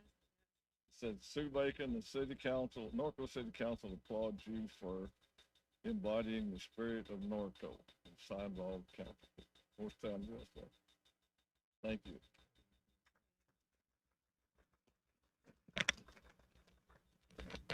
I am so honored. I truly am. I've been very blessed with my career. I have done homes from England to Australia and throughout the United States. So I've seen a lot of cities and a lot of towns. And I'll tell you something, we live in the best, just the absolute best. Where else can you go and we don't care about your skin color, your ethnic background, what school you went to, what religion you have, or who you love. We just care that you protect our children, you love animals, and you're a good neighbor. The Spirit Award, it's all around me. I thank you very much.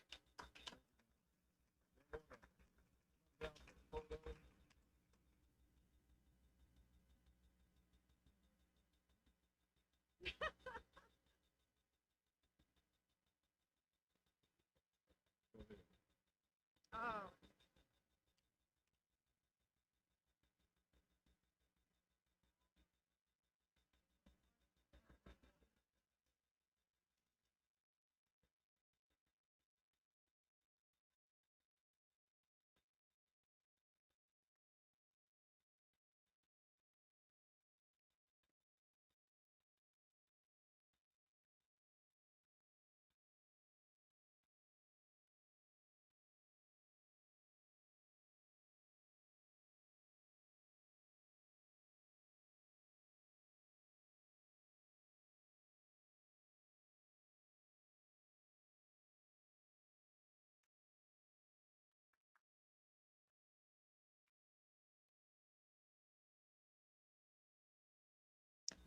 All right, at this time, we are going to have one other presentation. If we can have Eric Vallejos, the Public Information Officer for Northwest Mosquito and Vector Control, please.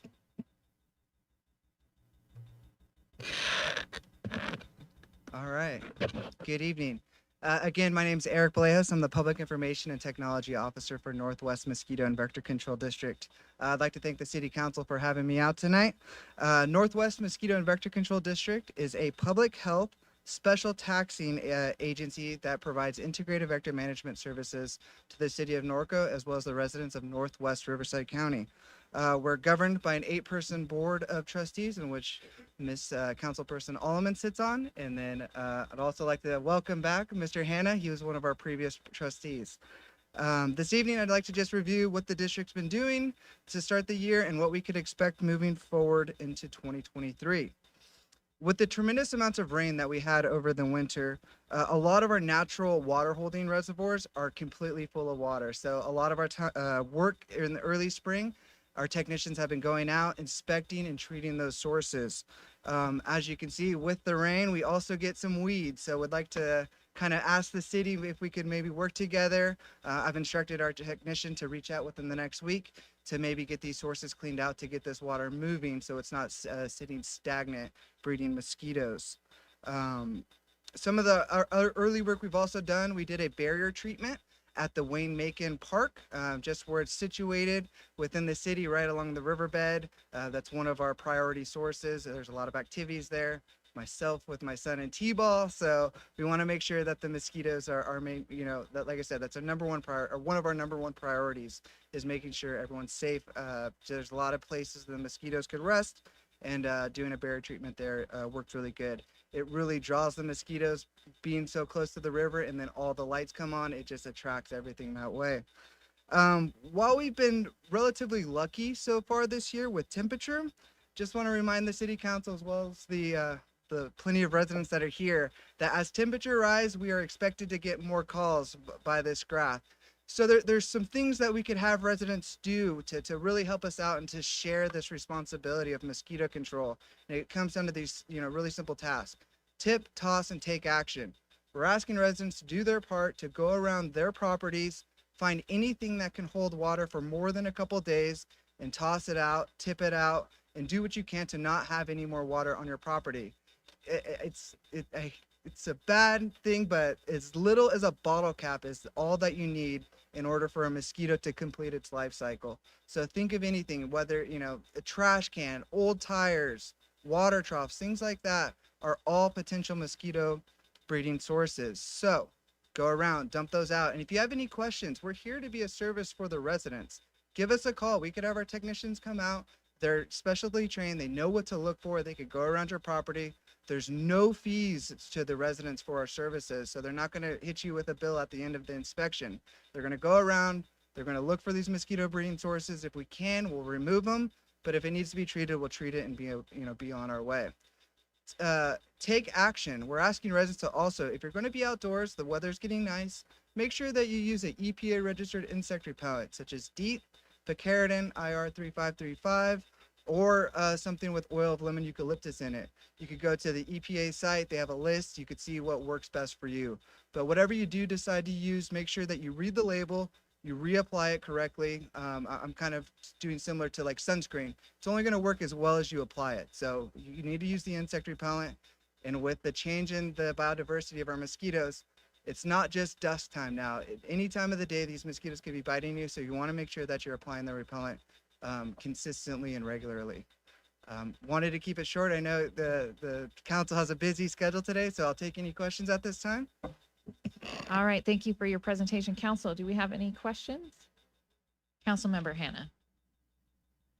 Good to see you again, Eric. I remember the one spot right across the river here against Eastvale that was pretty bad. Is it still that way, or do they kind of keep it under control? So we still monitor. That's still a number one area that we do go down. We do have a lot. That's an environmentally sensitive area, like the whole riverbed is. So we can't go in there and clean out sources as we would like. So we did a treatment last week down there, aerosol treatment so a ULV truck adult treatment, but our technicians are down there consistently. We have a specialized crew for that area we call it a wetland crew. So they know how to manage those areas and have the right contact. So yes, it is still important. And with all the rain, all those ponds have filled Right. up. So they were drying out for years and years and years, but now they're filled back up. Okay, thank you, sir. Good to see you again. Yep, you too. Other questions? All right. Thank you Thank so you very much, much for having Eric, me. for coming this evening. We appreciate it. So we're going to go ahead and move on to agenda item number 1, which is our city council reports on regional boards. We'll go ahead and start with council member Hannah. Oh, just kidding. Mayor Pro Tem Bash, you're up. Just very quickly, just a couple of things. First off, the nope, I'll go to WRCOG. Couple of very disturbing things that we're hearing about there are a whole bunch of state mandated water takings, water supply issues that are coming up. There's a lot of movement to try to figure out ways to take from one agency, give it to another. And so what I'm going to be doing at the end of the meeting or in the next few days is kind of asking us to watch those various water issues. There's almost 100 of them. And I know that Brenda over at Western Municipal, she's pulling her hair out because they can't keep up with all of these laws that they're trying to figure out what to do. In the meantime, as you know, we did a bond some years ago. The voters voted for it. They haven't spent a penny of it. So it's really bizarre. And then the RTRP, I don't know if I got that on there, but anyway, the RTRP, I got a call from Chuck Conyon, which I passed on to Lori. Edison is now coming to the table. So they're now talking to us, and that's really good news. I think it's because of the outreach of Lori. I think the outreach of Clarissa over at the Riverside City Council. I think we might be moving into a positive direction, so keep our fingers crossed. That's all I have, Madam Mayor. Thank you. All right. Thank you. Councilmember Alleman. Yes, May 16th to 17th, I was at the American Mosquito Association in Washington, D.C. as part of serving on the Northwest Mosquito and Vector Control District Board, where we advocated nationally for a number of priorities and funding priorities to Congress and our local Congress members, and then returned back to attend the Board of Trustees meeting for the same organization. At that meeting, really, we were looking at, they are constantly monitoring the number of mosquitoes that we have locally and other vectors and vector-borne diseases, looking for any outbreaks. So going over those numbers and expecting the numbers to increase a lot this year, as we've heard, because of rain. And then June 1st, I was at the Western Riverside County Regional Wastewater Authority Board of Directors meeting, which I'm so pleased that I served 2 years as chair and I'm no longer eligible. So pass that gavel on to somebody else. And really that was a short meeting. Our budget is approved. And so we're looking forward to the next year and getting some more capital projects done. All right. Councilmember Hannah.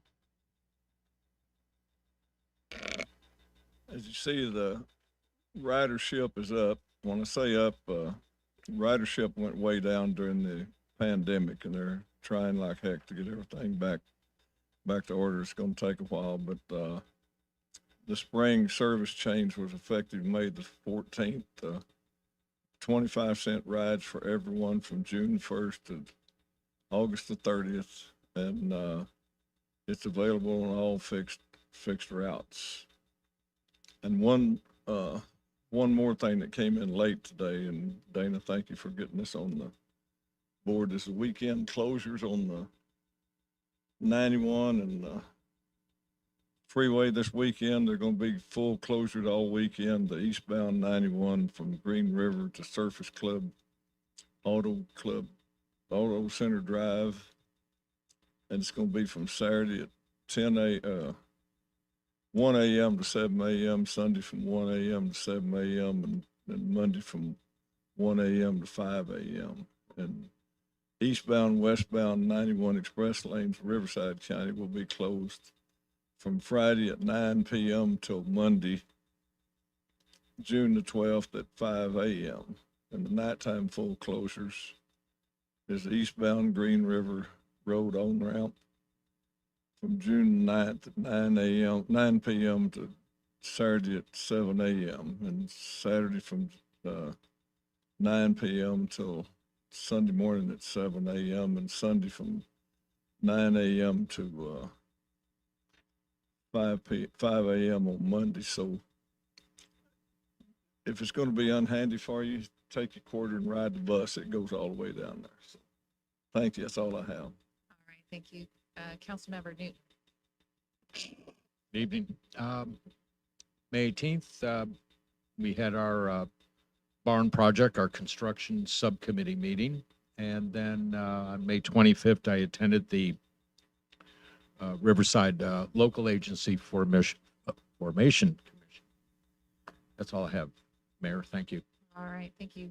So May 22nd was the city schools meeting. The primary focus of that was that the school district and the city of Norco completed a traffic study for Temescal, basically between Fourth Street and First Street, since we have all three schools there. And so that information was presented, and glad to see that Stuck will be or has looked at that as well.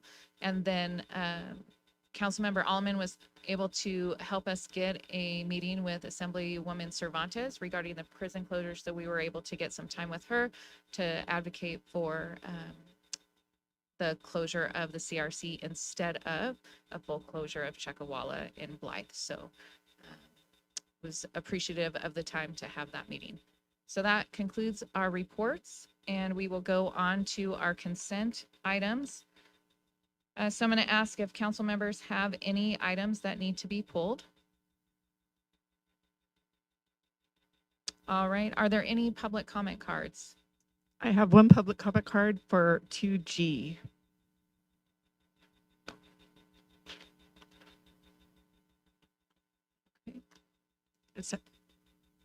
Okay. Is there a second? Second. It's been moved and seconded to approve consent with the exception of 2G.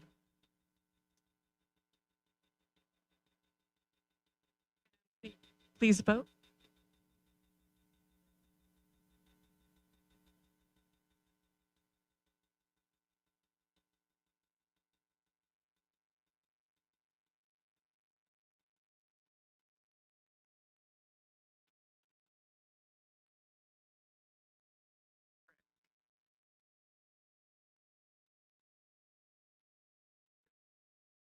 And motion passes unanimous. All right. Very good. So item 2G is the order of procedure and the resolutions necessary for our LMDs. Would you like me to call in the public comment? Okay. Jody Weber.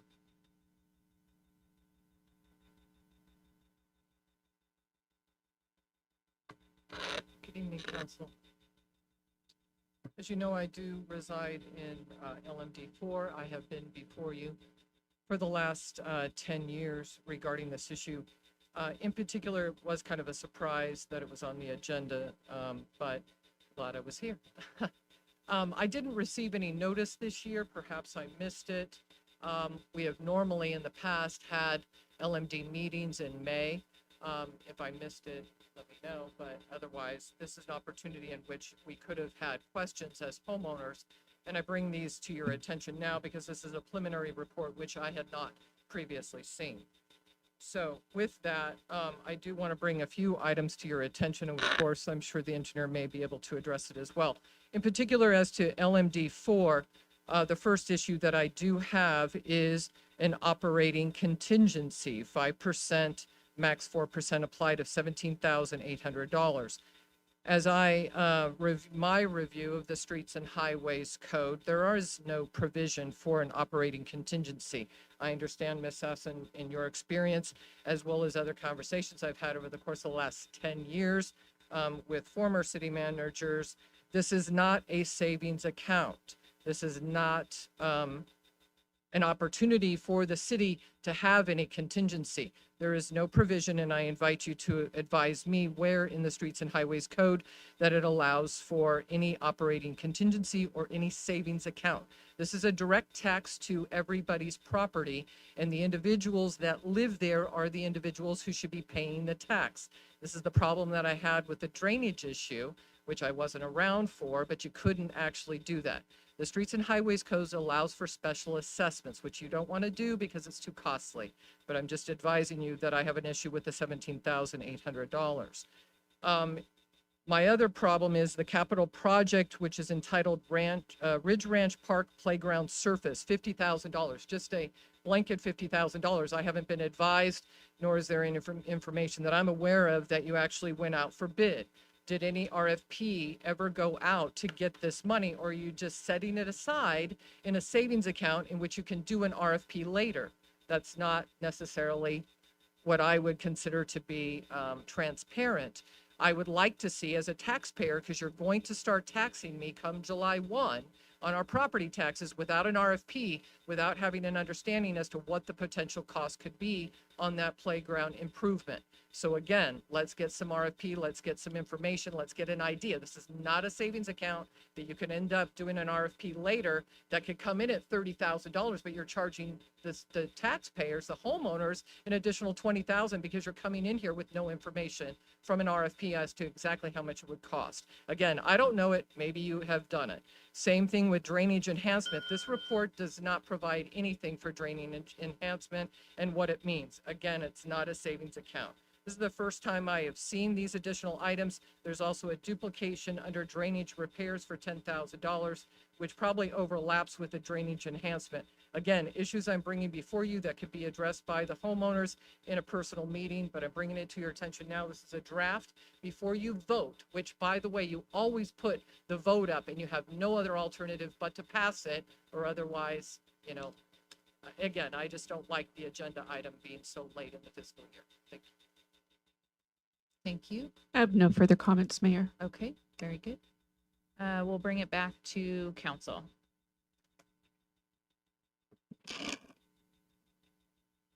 Lori, could you address some of Mrs. Weber's comments? I guess my first note, when did we have the LMD meetings?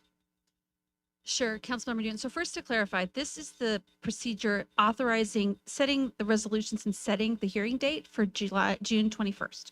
So we're not taking that action today. We're just following the procedure to set the hearing. The meetings are actually coming up. The meeting notices went out in May and May 15th, and the meeting is on June 15th. I've got a text from staff. So we can be sure to provide, I believe it's here, Amanda, it's here at City Hall at what time? 6:00 p.m. on June 15th is the meeting. So, and then the hearing is on the 21st.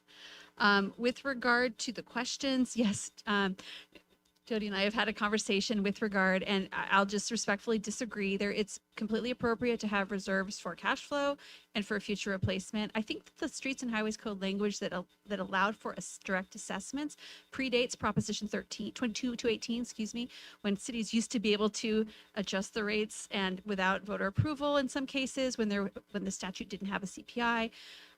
That is no longer provided. We cannot just assess people like you can in an HOA, for example. So it's very appropriate to reserve for capital and for cash flow. With regard to the playground, the LMDs contain budgets. So part of what you're doing is authorizing a budget. And then based on that approval of that budget or not, then staff goes out and does the appropriate procurement process for whatever that is. So I think on a playground, it's typically a bid process, Amanda? Yes. So there will be a bid at that time for the playground, poured in place surface. With regard to the drainage enhancements, I understand those are typical projects we have in there, and we work on routine maintenance, the same as last year. So I'd be happy to answer those questions in more detail when we come back at the hearing on the 21st. We'll include that in the staff report. So thank you for the comments. Also, could you tell me which CPI measure was used to determine the, I believe it was 4.6%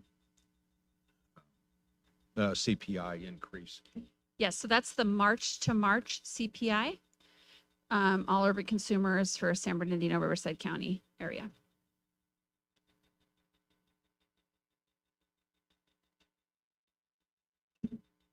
Are there any other questions or discussion on the item? I will entertain a motion. Second.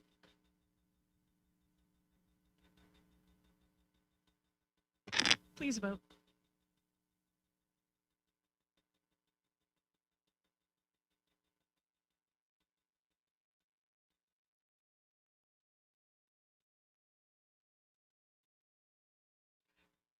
And motion passes unanimous. I'll bring All that right. down so you can see. There you go. All right, thank you. So moving on to item number 4, which is our public comments.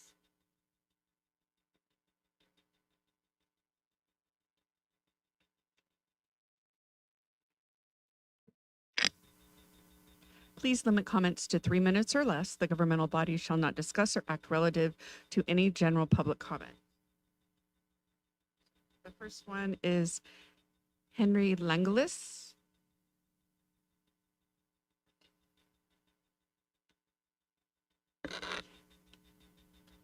Hello, my name is Henry Langlois and I'm 17 years old. I'm happy to have this opportunity to introduce myself and my interest in joining the Planning Commission as a youth commissioner. I have lived in Norco my whole life and have been involved in many local activities throughout my time here, and have developed a deep sense of connection and belonging here in Norco. I've been a member of Norco Little League, where I learned the value of teamwork and sportsmanship, the local Norco 4-H club, where I've been able to develop my skills in leadership and project development, as well as a part of the Norco High varsity water polo and golf team, which showed me the value of discipline, attendance, and the importance of working together towards a common goal. I believe that I would be a valuable addition to the Planning Commission by offering a unique perspective and being dedicated to attending and participating in meetings. If given the chance to serve on the Planning Commission, I am committed to working together with other commissioners, city council members, as well as members of the community to serve as a youth commissioner to the best of my ability. Thank you for your time and consideration. Mayor, can I just ask a quick question? Did you put in your application online yet? Okay, just wanted to make sure. Thank you. Next speaker is Lee Kleppy. Sorry if I got that wrong. Sorry. Oh, yay. Good evening. My name is Lee Kleppy. I've been a Norco resident for about 30 years now. You dragged me here. I live over on the broken streets, and I don't know if everyone heard about the traffic accident yesterday, but this has been ongoing with the Fifth Street Broken Lance turn. With Norconian now reopened, it's getting to be very dangerous to turn left out of there. It's not only dangerous for cars, it's dangerous for all of our animals, it's dangerous for our children. And I am requesting a traffic study be done on that street to determine if we need either speed bumps, traffic stop, whatever is going to help with that traffic, because they're just going down there like they're on a raceway track. It's insanity. It's gotten worse in the last year with reopening of that street, and that's the only thing I'm requesting at this time. Thank you. And our last speaker is Sergeant Eckhoff.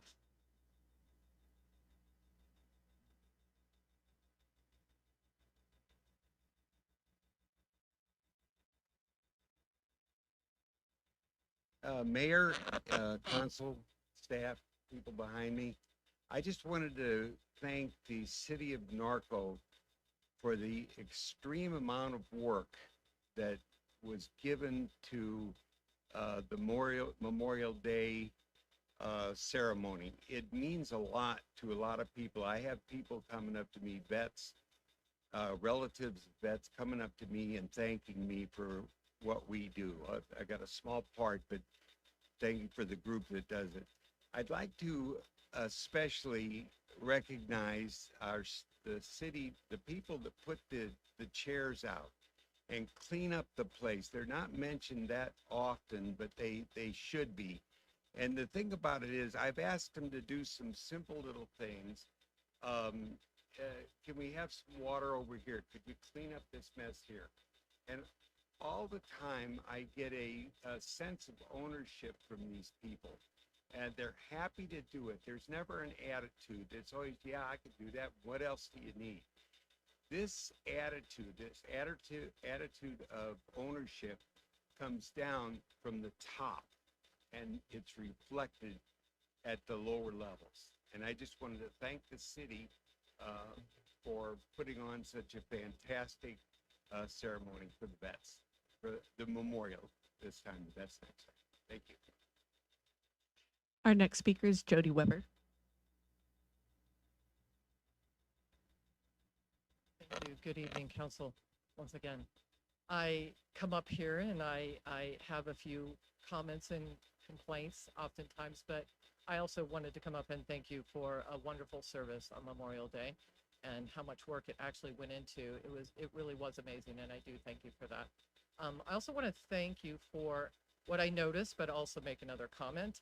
It looks like the fire department went out across Vandermolen and cleaned up the weeds that were up against the trail, essentially. And so that is a huge problem with potential fires that we're going to get because of the overgrowth in the shrubs. What I do want to make inquiry on is you have a traffic problem, a traffic sight and visual problem with the height of the weeds at what is that? Valley, and right at the golf course. So Norco, Hills Road, and Valley. Right at the area where there's primarily that the golf course is responsible for. When you make a, turn to either go to the golf course or you turn to go up Valley to go all the way to Vandermolen, the weeds are really high and you can't see, and there's no stop sign for the other traffic. So I don't know if fire authority is coming back in. They've done a good job in the past. So I'd already seen them on Vandermolen, which I certainly appreciate.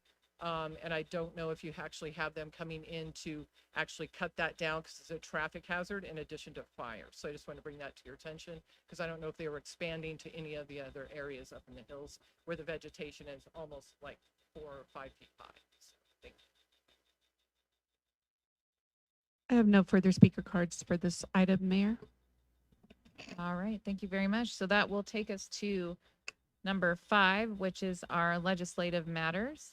So we're going to start with 5A Ordinance 1095, second reading for the Veterans Commission. So I'm going to ask if council has any questions or concerns with item 5A.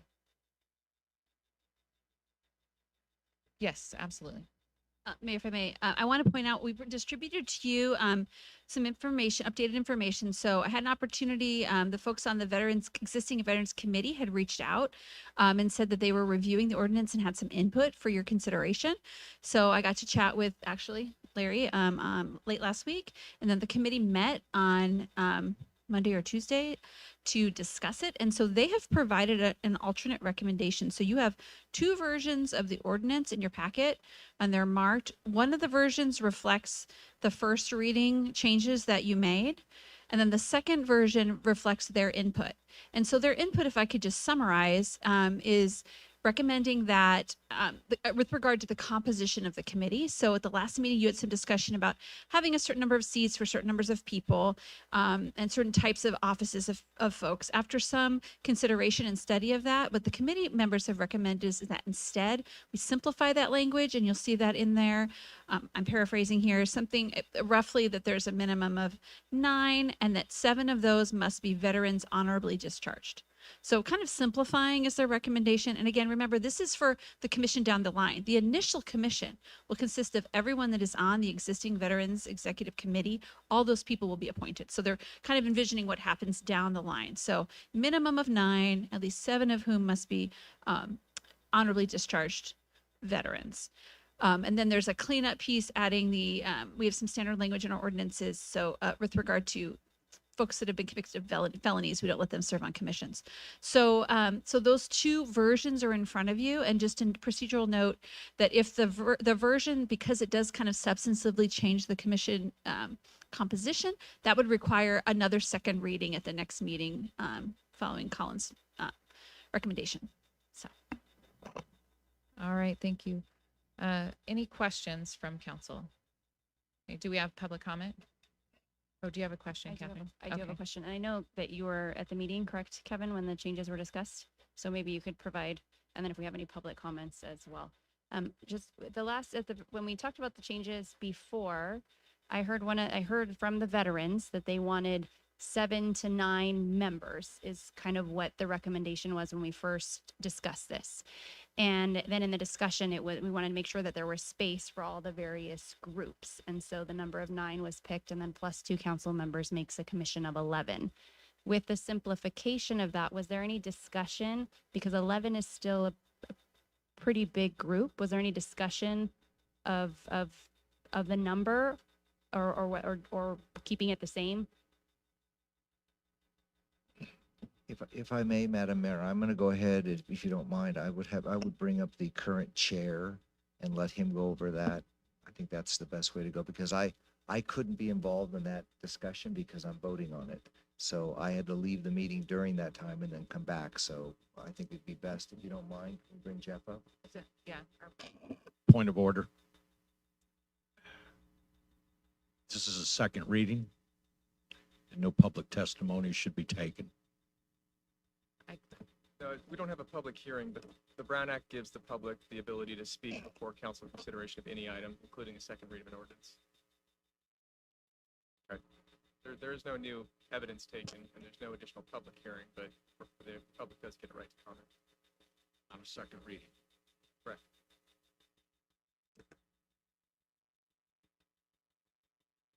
Believe me, I checked with the city attorney this afternoon because I needed to know procedurally how this works, and it's not been my experience to have to do this before, so ask for clarification. All right, so then I'm going to ask, when we ask a member of the public to come up and clarify on the change of the membership, does that count as just public comment, or is that clarifying, providing an answer for the council?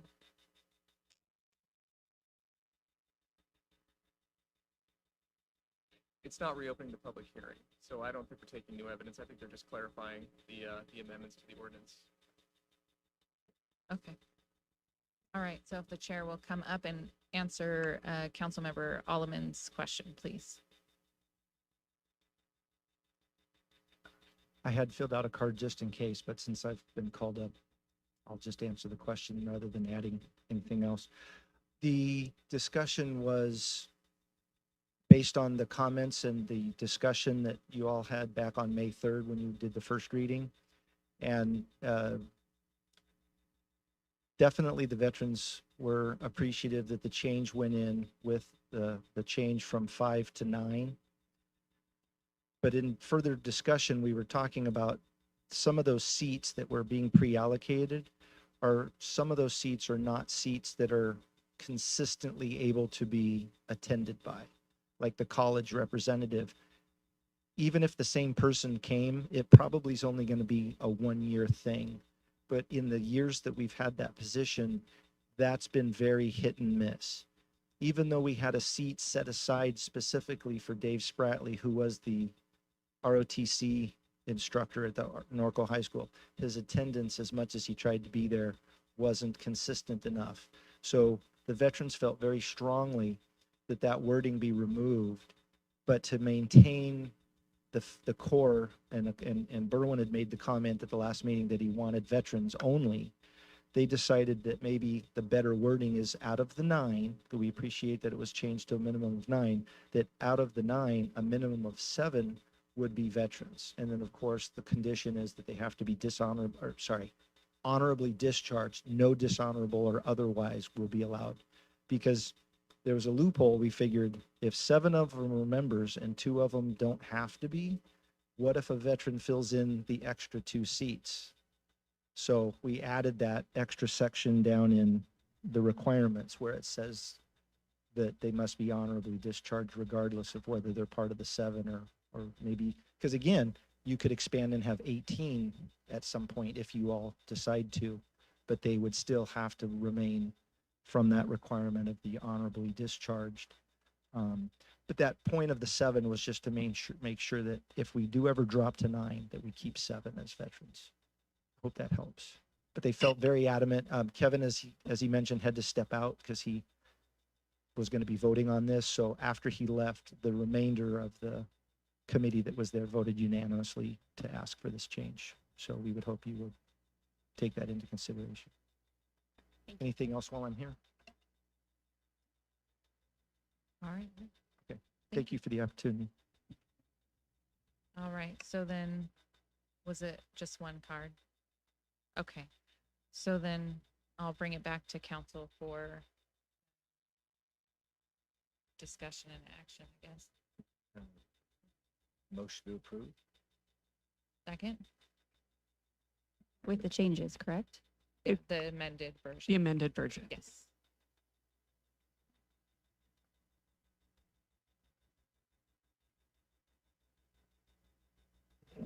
Discussion. Get back into this second reading. Should this not go back to a first reading to It make has- this amendment?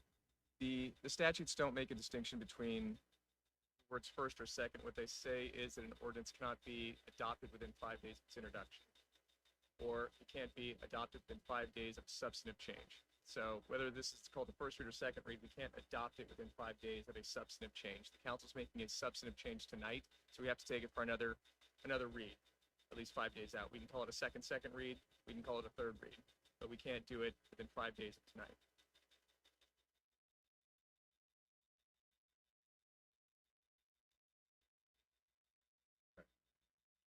For a second reading.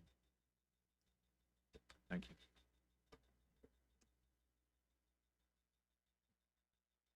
Please vote.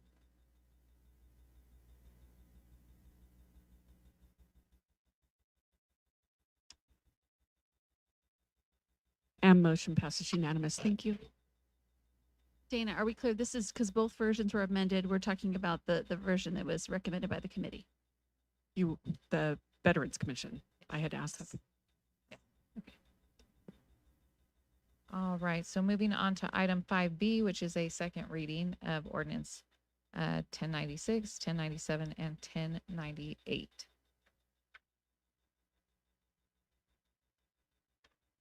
So does council have any questions or concerns with this one? Cards? All right, so I'm going to go ahead and ask for a motion. Second.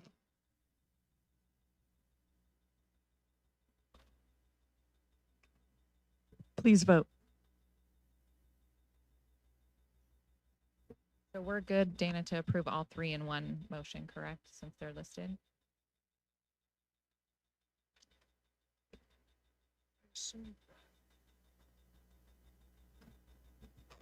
Yes. And motion passes unanimous. Thank you, Colin. All right, so now we're going to move on to our discussion and action items, starting with 6A, which is the discussion and next steps for development of the solid waste franchise contract. Our Public Works Director. Thank you, Madam Mayor, Council. This is a continuation item in part. Last council meeting, the council approved the professional services contract to R3, who's going to assist the city of Norco in our update of our next contract that's going to occur or expires. Current contract expires June 30th, 2024. They've given us a proposal to do that work, to go through the entire RFP process, selection process, updating our contract, interviews, whatever we need to do to properly determine who our next contractor might be for providing trash haul services. But in that process, we also we deferred a discussion regarding whether or not there was a desire of the council to go through a full formal RFP process, or if there was a desire of the council to actually not go through the RFP process and do a direct initial negotiation with our current hauler, which is Waste Management, to see if a contract can be developed that we want to go forward with. So at this time, staff is just looking for direction from council so that the consultant can understand the game plan and how to proceed. R3 Representative Carrie Baxter is on the phone and hearing this discussion. You can answer any questions you may have related to any process or any particular questions you may have. And with that, I'd be happy to just have a discussion and decide where you'd like to go. All right, thank you. So, council, do we have questions for staff or the consultant who's on the phone? Anything on this side? Anything on this side? No questions. Do we have public comments? Yes, we have one public comment card, Glenda Chavez. All right.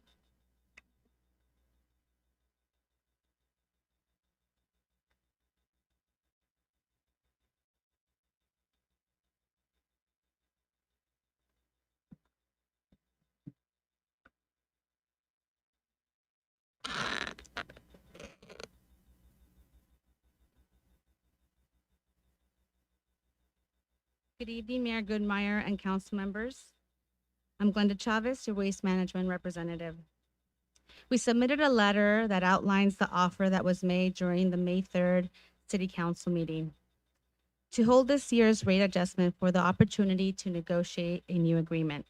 I stand here tonight to reiterate that offer. We are confident that working with your city staff and the consultant R3, we can present you with a new agreement that addresses state regulation SB 1383 obligations. I think now we all understand how complex that regulation is. We also would enhance the existing programs and revisit the existing rates. As part of this process, we promise you that we will make every effort to engage stakeholders to identify what they would like to see in a new agreement. As mentioned at the last City Council meeting, Waste Management is a local company located just 6 miles away, with a team that already knows the uniqueness of your community, has a strong community involvement, and is always ready and willing to help out. That is evident in this weekend's cleanup that the city organized at Ingalls Park. It'll be happening this Saturday, and we are happy to be able to participate in it and offer that service to the community. What we ask tonight is for a chance to be able to continue to provide service to the city of Norco. Thank you. I have no further public comment, Mayor. All right, thank you. So this will come back to council for discussion and action. I'm going to go ahead and start to my left. Mayor Pro Tem Bash, anything? Okay. Councilmember Alleman? Councilmember Newton? Councilmember Hannah? Okay, so we're at the point in the agenda where it's council discussion and action. So I guess the only discussion that I have at this time would be similar to, I think, comments that Councilmember Newton has made in the past. If we go out for an RFP, we're looking for the best service possible for our residents. And if Waste Management is the best, then when we go through that process, then they're the best. But we have not gone out for an RFP on solid waste management in over 10 years, I believe.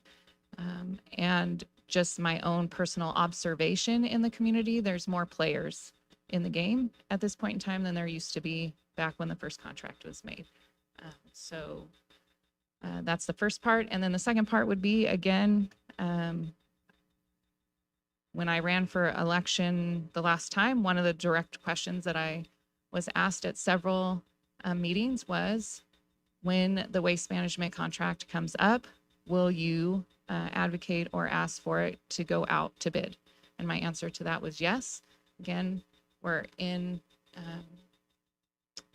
a country that values capitalism and a free market. And so my personal opinion would be to go ahead and let it go out to bid.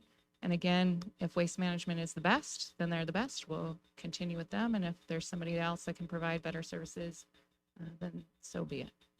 So that's my opinion on the topic. Any other discussion or motion?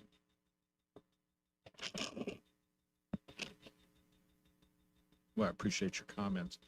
Actually, I would say in theory, it's, we haven't gone out to an RFP for at least 20 years. Because the last 10 years ago, it was the direction of a previous council to negotiate. And,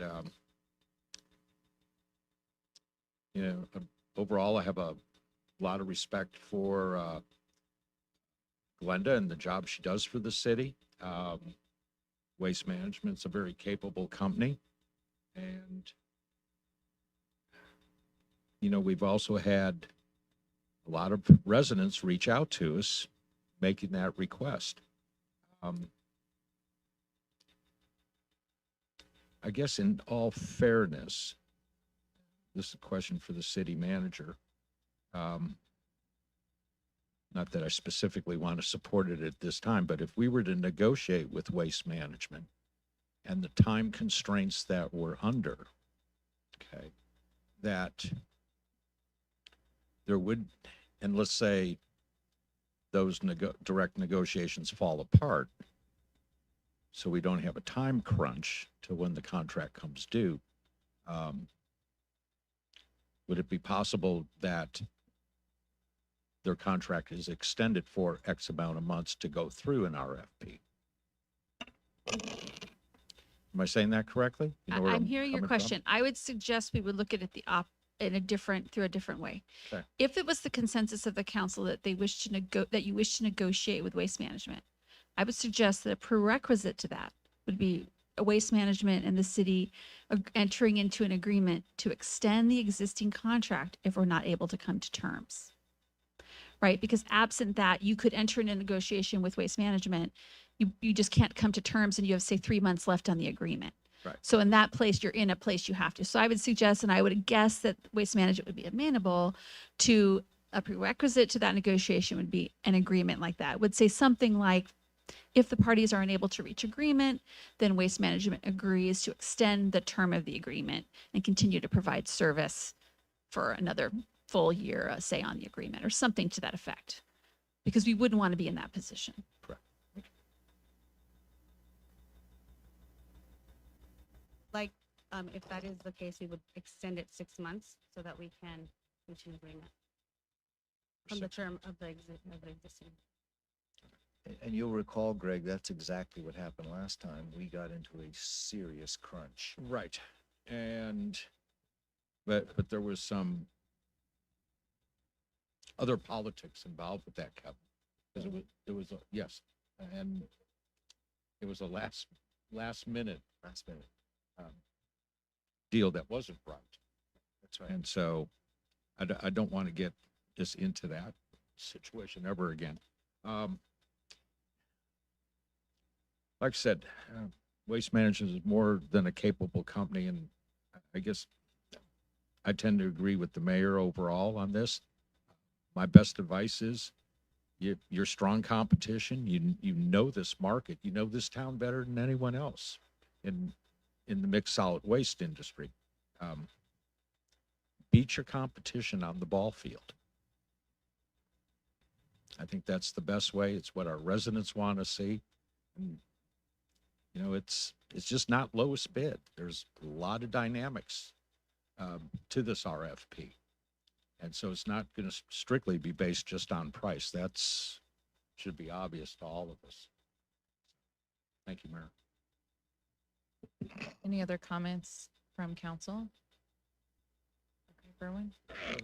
Question. Excuse me. Chad, how many other companies in the area that handle manure? I'm not sure. I'd have to defer to Carrie. Maybe she has an idea of how many companies handle manure or could handle that manure service. Carrie, do you have any thoughts on that? You know, there's Waste Management, Athens Services, Vertic Services, just off the top of my head. But I know that there's probably 5 different companies within the area that would be able to handle it. How many did you say? 5. 5. Well, I know before the last time, I can't remember what year it was, but Andy reached out to 3 companies. 2 of them didn't reply. You know, he's asking if anybody would be interested in bidding or anything, and only 1 replied. I don't remember who it was, but they would not be interested, and that was the only answer he got back. So I didn't know how many they were that handle manure. Thank you. Any other discussion from council? Just a thought. So we do an RFP because I forgot about that, Berwin, which means that you're left with 1 company, but I don't think that'll happen this time. Do you believe if an RFP goes out, talking to the consultant, that there will be a response?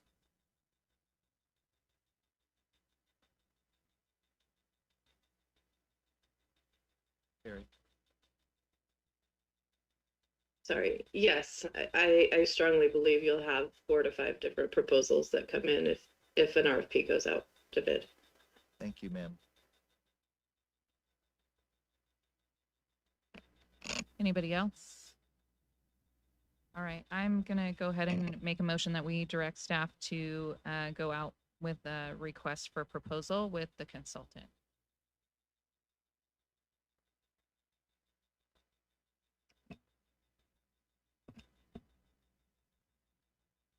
Second.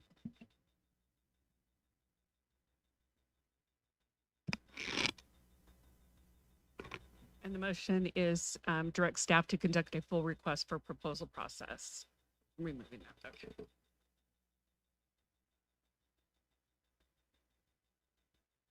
Please vote.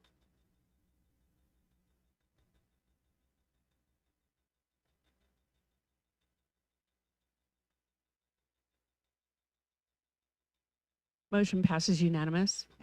All right, thank you. Moving on to item 6B, which are the proposed rate adjustments for waste management for the upcoming fiscal year. This would also be our Public Works Director. Thank you, Madam Mayor.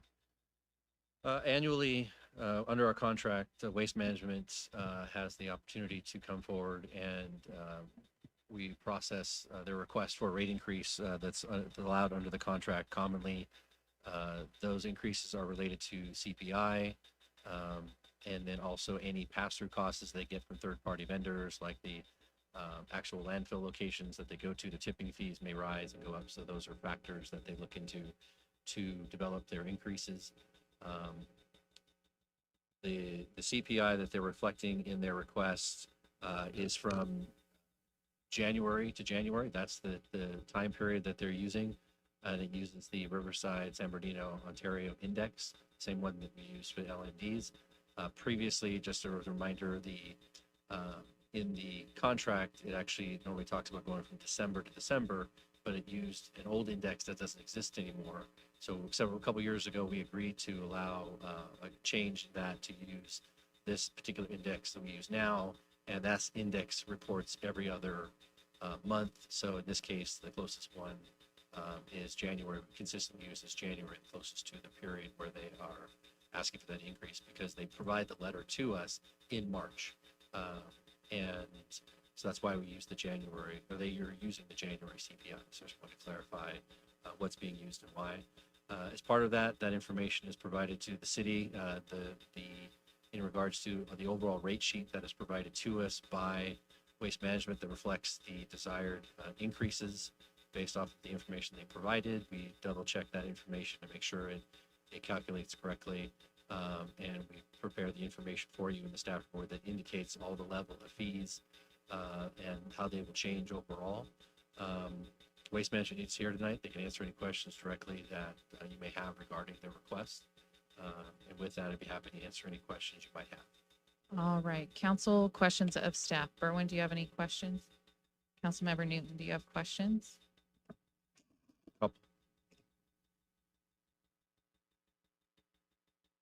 Okay, I asked this on the LMDs, so I don't know if you should be able to answer this, Chad. Which measure for the CPI? Because Waste Management is charging an increase of 7.3%. So how is that measure, that determination, different than what we saw with our LMDs that were at 4.6? Sure. The contract requires or outlines that an adjustment can be made based on CPI December to December using an Orange County, Los Angeles index, which no longer exists. That expired a couple years ago, and at that time, the city agreed to allow them to change to the Riverside, San Bernardino, and Ontario index, and that index operates on an every other month basis. So in this case, they don't show a result for an index in December. They show it in either November or January. And in this case, we require them to have the index that's closest to the time period where they're going to submit, which is in March. And then that is why they are reporting, because it's the closest one to December, which is the original contract date requirement. So that's why they're using 7.3 because it's the January time period.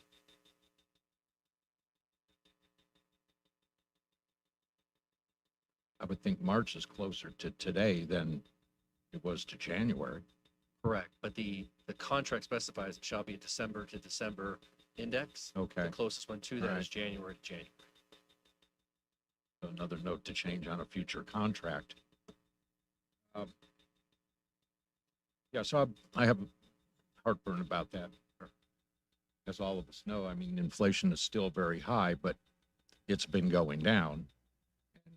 As we can see, we use a different factor, and 7.3% is pretty damn high right now. So question on,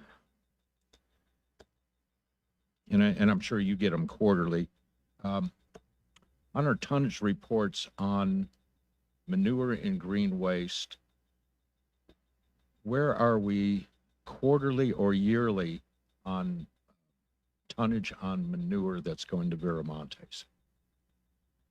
Candid, I don't track on a regular basis how much tonnage we use. We do get the quarterly reports and we do take those reports in. But I don't have the numbers in front of me to tell you how much. Do you have tonnage like a yearly guess? Weren't we? We're like I think it was like 18,000 tons, I think it was, of manure yearly. No, I thought we were. Is it? Yeah, I thought we were much higher that. Yeah.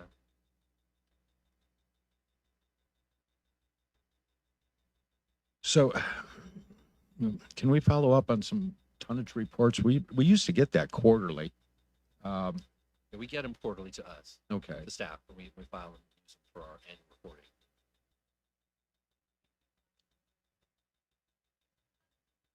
Appreciate that, Clinton. And does any green waste go to Viramontes? Not that I know of. I think it all goes to the Tulare site, but Okay. Clinton might be able to clarify if anything does All go right, so there. it's all being hauled to Tulare. The green waste and organics. Right. Okay. Mayor, is it okay if Manure.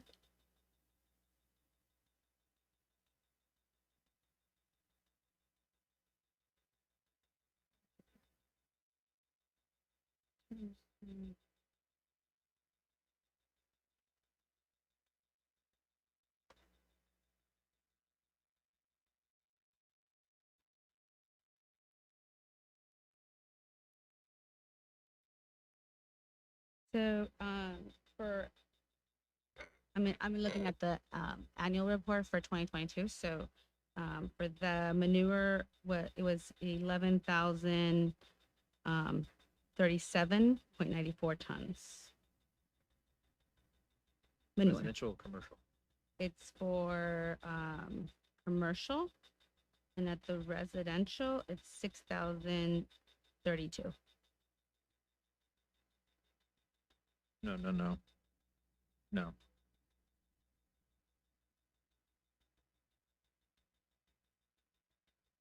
That's what I have on the diversion report. You're showing more for commercial than residential? You're showing 11,000 tons Mm-hmm. for the year 2022? Yeah. I mean, I could come back and correct that, but that's what I show on And the then diversion report. I give you that much in a week. And Mm-hmm. I have 7 bins full of very heavy stuff. and you're saying 6,000 tons for residential use in a year? Yeah. Based on what I have in front of me, so I could confirm. Yeah, I mean, no, I think we're flip-flop there though. But regardless, Yeah, I I'll guess get back it's, to you on that, but that's what I show on this report, so. yeah, so I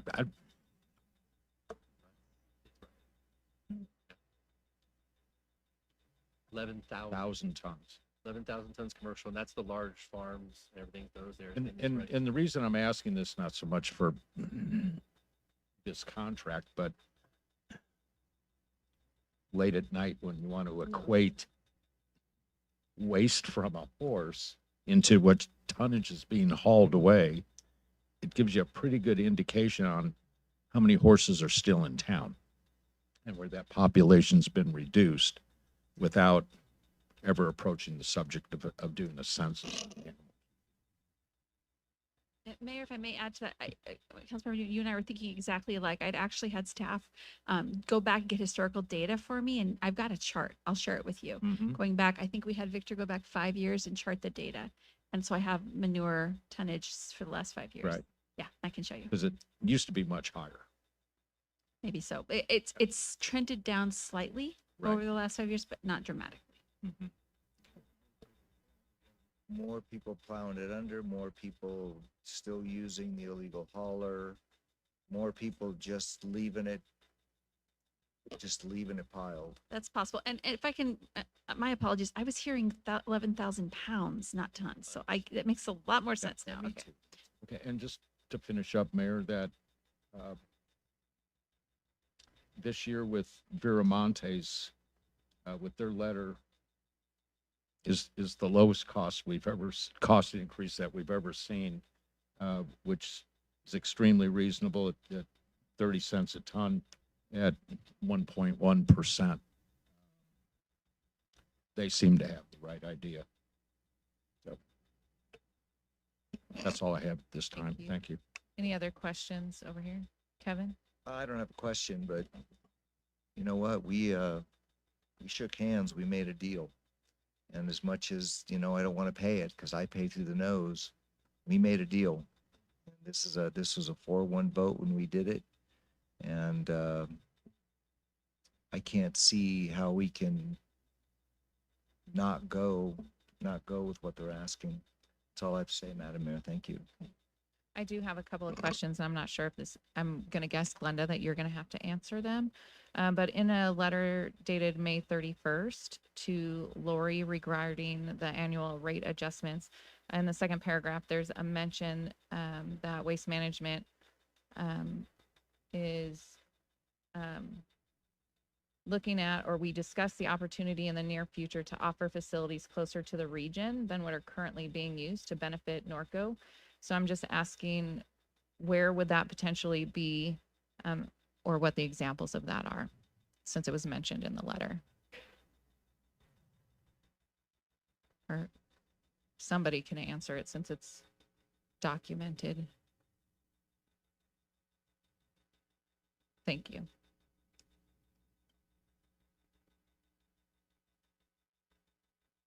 So to answer your question, we're developing compost operations. The closest one will be in San Diego County, Paula. So it's off the 15 and the 76. As you know, I mean, the infrastructure is difficult. There's only a handful of permanent facilities that can take food waste, mix or green waste. And we're open to any other suggestions, but we do have partnerships. We have an AD partnership in Rialto where we take source separated food waste. But right now we use South Valley because we don't operate it, but we have a place to call it, we're developing. So that's a lot closer. Thank you. Madam Mayor, just to clarify, I just pulled up the information that Lori was talking about, the manure. So the tonnage for 2022 was 17,000 tons. The year before was 17,600. The year before that was 18,700. Before that, the highest at our peak was 21,000, and that was in 2017. So it is dropping, at least this trend right now annually. And then the only other question I had was all of the manure from Norco is going to Viramontes. Is that correct? Okay. Thank you. Any other questions? Dana, do we have any cards on this item? I have no other speaker cards. Okay, perfect. So we'll go ahead and bring it back to council for action. Motion to approve.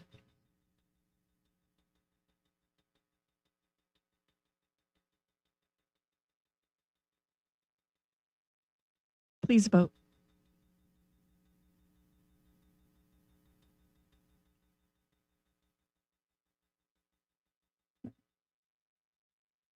Motion passes with Councilmember Newton voting no. All right, moving on to item 6C, annual review of our accessory building regulations. And I'm going to go ahead and call on our Community Development Director, Robles. Yes, good evening, Mayor, members of the City Council. This agenda item 6C is a annual review of the accessory building regulations with respect to chapter 18.68 of the Norco Municipal Code. And just to clarify, this is the accessory buildings for non-habitable purposes, basically a garage, RV garage, workshop, etc. So as I indicated, in the municipal code, it's required to be, our ordinance is required to be reviewed on an annual basis. And basically, the intent of that is to see if any issues that come up during the previous year that warrant any amendments to the existing ordinance. The Planning Commission reviewed the annual review, and basically the annual review consists of a history of the changes that have happened since the ordinance passed in 2017, a history within the last calendar year of how many accessory buildings we approved, and just a discussion on any issues that have come up. A couple of issues that have recently come up is with respect to the intended design of large vehicle parking buildings with the 1,000 square foot allowances for an RV garage, and then the 400 square foot lean-to, or what was that can be interpreted as meaning that. What the Planning Commission wanted is just a interpretation or clarification as far as what the design is allowed. Staff's recommendation, and the commission concurred that different designs can be allowed, provided they don't exceed the allowances. And what I included in your staff report was just examples of how property owners have gotten creative to basically not just propose just a simple 1,000 square foot and 400 square foot lean-to, but to kind of redistribute the height of the 1,000 square feet so that it's a little lower here and there, provided it doesn't exceed the allowances. And the commission agreed, and what the proposal is, or a recommendation, is that we come forward at a later time with a code amendment to kind of clarify that, that creative designs can be allowed, provided they don't exceed the allowances of square footages. And another recommendation for that the staff come back with a code amendment was with respect to storage containers. Right now, storage containers require a conditional use permit, regardless of the size, as long as they're more than 120 square feet. Staff's recommendation, and the commission concurred, that storage containers that are 240 square feet or less, but over 120 square feet, that rather than requiring a conditional use permit, that they be allowed subject to criteria with the approval of a building permit.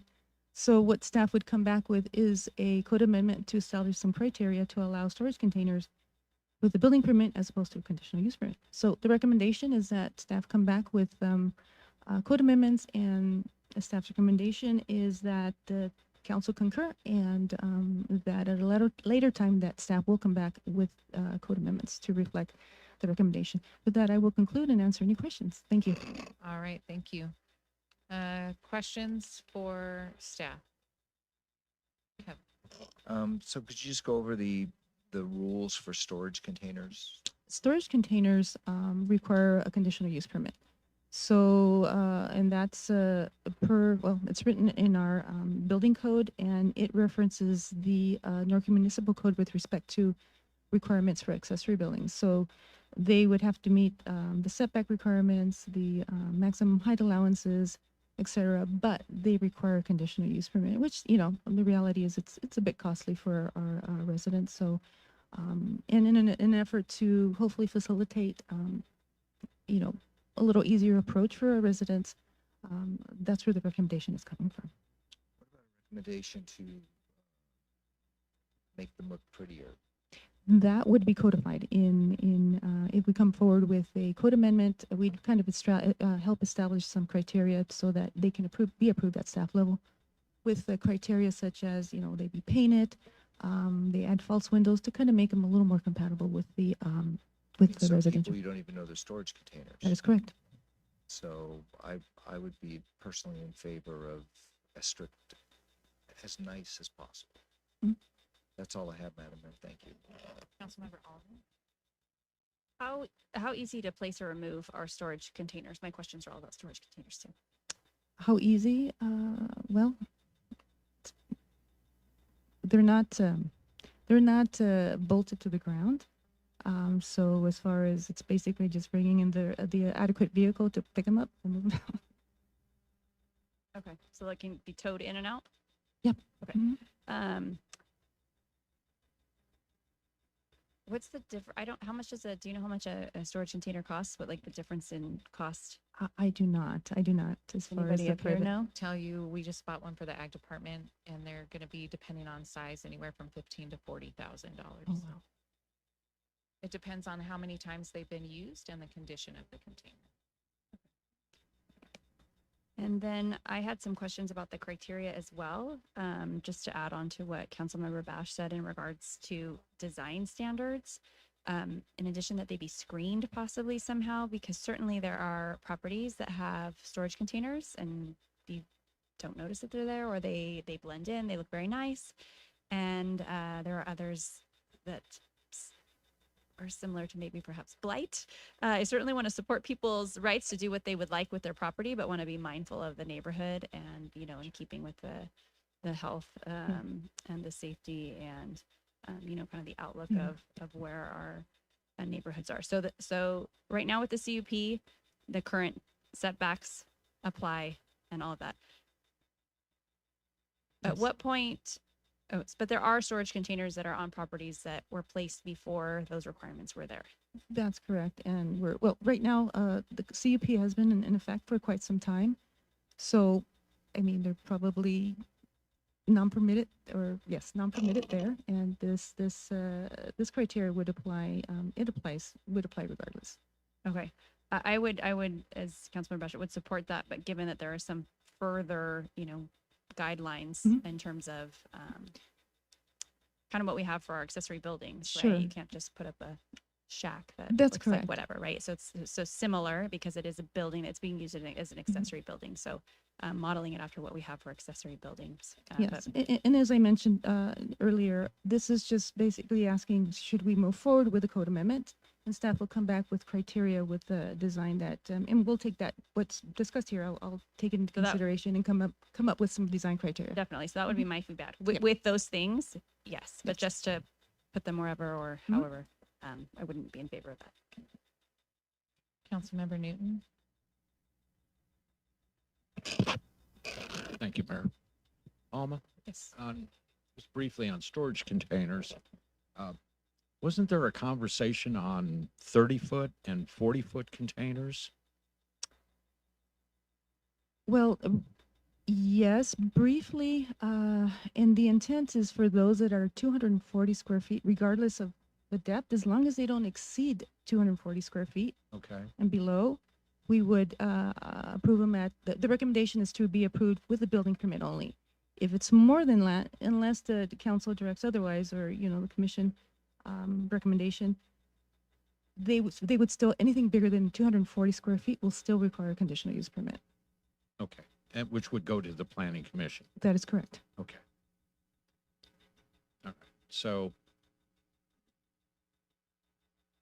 let's talk about accessory buildings and some other. One of my concerns on this 1,000 and then the 400, and where you have these examples of creative design, and some of the designs are nice. It looks like our monitor barn and a couple of them, but for the residents, something's missing to me that it's like if you make application, if you're smart and creative, you can do a workaround on this ordinance. Okay, but if you're just going through the process, you're not. You have the 1,000 square foot, and then you have the 400 smaller, let's say, ancillary use or lean-to off of that, which then requires a demising wall. But if you're sharp and creative, you could do 1,400 square foot and not have to do a demising wall inside. right? I mean, you're not, I think, uh, So, it just doesn't seem as straightforward mhm. to me that let's either make it 1,400 square foot and call it good. Right? Mhm. And, Understood. but there's a little more with that statement. Because it seems to me it's just not maybe fair or reasonable. Like, if I'm sharp enough to design it, I can work around this ordinance. So the intent and And then I guess I'm sorry to Yeah. interrupt. Using your term with, but creative. we have applicants that come in with creative Mhm. approaches. To where they still meet the code in terms of Mm-hmm. size and height. And I think the intent of the ordinance, and you can correct me if I'm wrong, is that it was to eliminate these humongous, buildings. Tall, Absolutely, 100%. And so correct. what, and like for the example that was noted in the staff report, they're kind of redistributing the 1,000 square feet to kind of maybe come down a little bit, to kind of create some varying roof line. It's just for their needs, for the needs of the property owner, specific to maybe they have, I don't know, some smaller, larger vehicles as opposed to some, like an RV. Right. So it's more geared towards meeting their particular needs, but not exceeding the requirements of the code. I just think it needs further discussion by the planning commission on, like I said, creative design. Sure. And how the ordinance is written Sure. that way. Then and it's also in the report, it's a concern of the planning commission, and it's always been that of the height. And I think you used like 18 feet to the ridge of the height of the building, which is starting to get up there. That I would recommend the planning commission look at a overall height of 16 feet. Okay, which would still accommodate a large RV and a roll-up door. And maybe we can kind of bring down that profile with the overall height. And then just a couple of other notes on that. If the planning commission could also look at, next go around with this, is setbacks on these accessory buildings, and also to include ADUs that right now from like building line, accessory buildings can go 5 foot from property line, ADUs can go 4 foot from property line. They do not take into consideration the overhangs of these buildings. And just say, for example, you have a 4 foot setback from building line, and you have a 2 foot or a 3 foot overhang, roof overhang, that all drainage, it's going to your neighbor's property. And we don't look at the drainage on those accessory buildings, those patterns, when they're right up to the property line like that with an overhang. Mhm. It's got nowhere to go but to your next door neighbor. So I'm thinking that I'd like to see planning look at those setbacks to be from edge of overhang instead of from building line in those situations. And then address how do we look at drainage and the discharge of that so it doesn't impact the next door neighbors.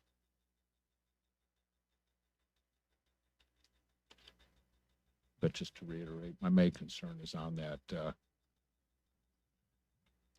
1,000 square foot and the 400 square foot, and working around with the creative design.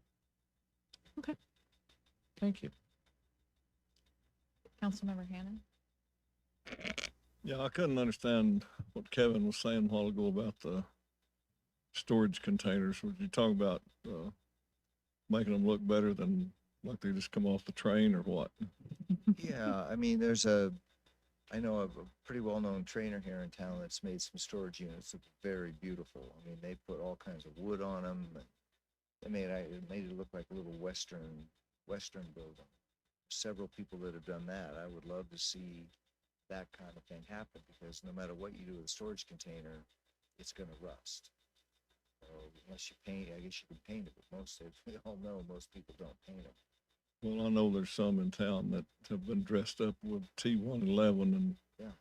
a nice roof on them, but there's a lot of them that aren't painted.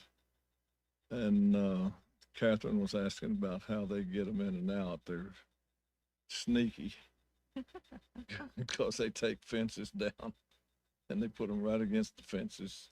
We had one 2 doors down that they put right in the front yard. It was there. It was a mess. It was all rusted out and everything, but they finally got it out. But there is ways to dress them up. And down there where I come from, my kids live down there. There's a company that, and I can't believe you're talking about $40,000 for a container. You can buy the small container made into a house for $40,000 down there. I mean, you can Google it and look it up. It's foam insulation and all the insides, and that one TV cowboy, he's got 4 of them out there on his place for his interns to live in. But for just a raw container to be that expensive, that's pretty sad, you know. But I know that when I was on here before, the code enforcement was going after them right and left over there, because there was one little conglomeration over in there in Old Town that there was about 6 houses that come up with them all of a sudden there. She was busy all one Saturday morning writing citations, and they all moved them out. And but they can be made to look nice, but they do need the setback. That's all I have. Do we have any public comment on this topic? We do, Mayor. First is Mike Thompson.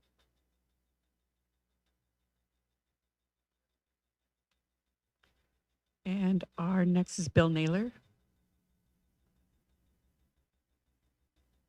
And again, council, just a couple of comments. One, I basically kind of concur with the staff report on most of it, but there were a couple of issues that were brought up tonight that I thought I would help address to go towards Greg's concern about the lowering of the elevation.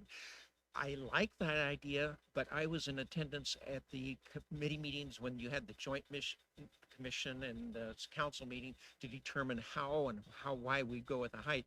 And I actually came in with the proposal to the height that is recommended at this point in time, only because of the height of an RV and what can be driven on the road legally to be able to park it in. It needed at least a 2 feet clearance for those roll-up doors to be able to work on it. And then if you were going to allow any kind of peak, to give it some definition rather than a flat roof. So that was the reason we went to the higher elevation. Not that I preferred it, but to accommodate it. The other thing is on the roll-up, or on the what do you call them, the containers.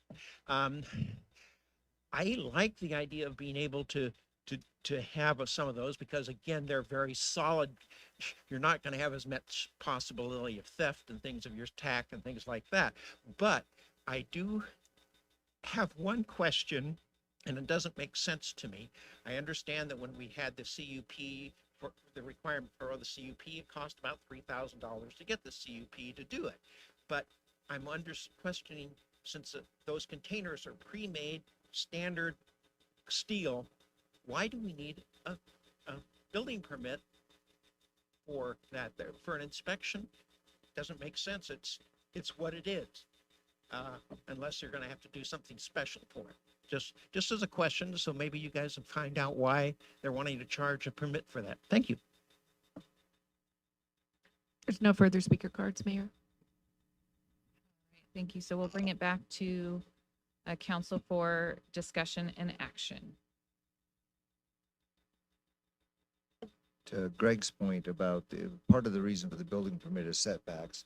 To Greg, and I'm going to bring this up at the end of our meeting tonight. Did you know if you build a cover and it's less than 120 square feet, you can put it right next to your neighbor's yard, and literally all the stuff can go right over the fence. So, to your point, you can't do. And I was anything just like- going to say, Kevin, that's also with any storage building that's under that footage that you can buy at Home Depot or Lowe's. They jam right to the property line, and that drainage discharge goes to your property.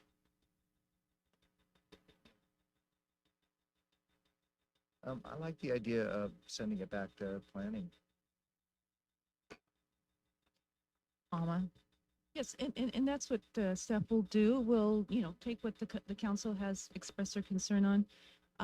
But do I have a consensus that we move forward with the code amendments as far as we'll address, the concerns and bring forward some recommendations for code amendment?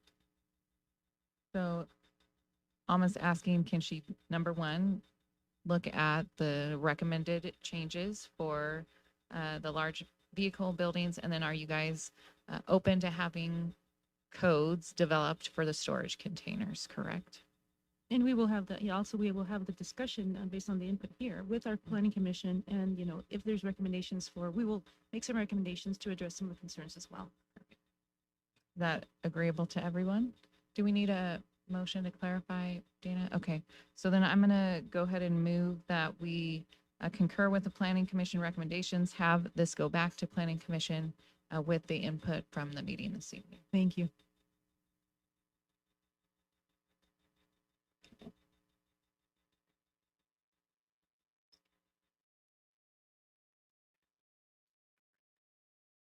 Please vote.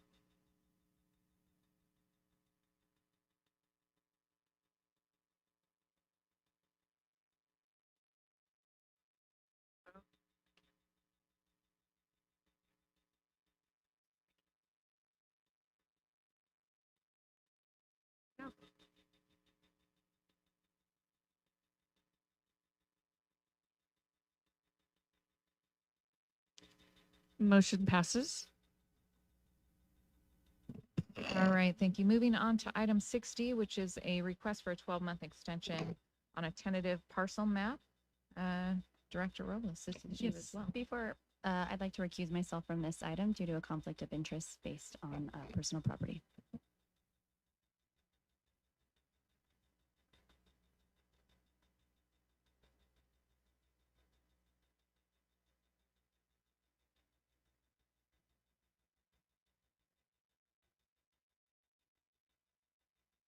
All right.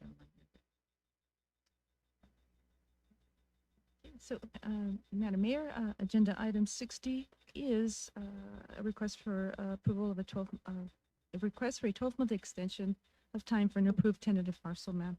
The city council may recall this item was on the agenda on March, and it was continued for 90 days to allow a full dais. So here we are. The request is the same. It's a request for an extension for 1 year, basically a 1-year extension for a map that's due to expire September 7th of 2023. The applicant is requesting a 1-year extension.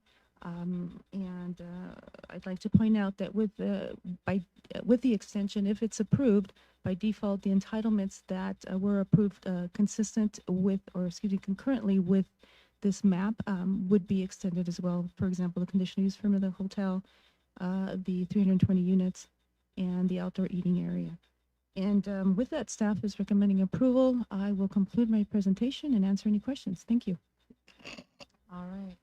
Mayor Pro Tem Bash, any questions? Councilmember Newton, any questions? Would you go back again over the other entitlements? Make sure I understood you correctly on Yes, that. I Alma. apologize. I With- said that with relatively the- fast. With the hotel and the commercial element. Yes, so this is, again, this is the request before you is for approval of the extension of the map, a 1-year extension, which is due to expire this year in September. So if the map is extended for 1 year, by default, the entitlements for the hotel, the outdoor eating area, and the 320 units that were approved concurrently with the map would be extended consistent with the timing of the extension of the map. So,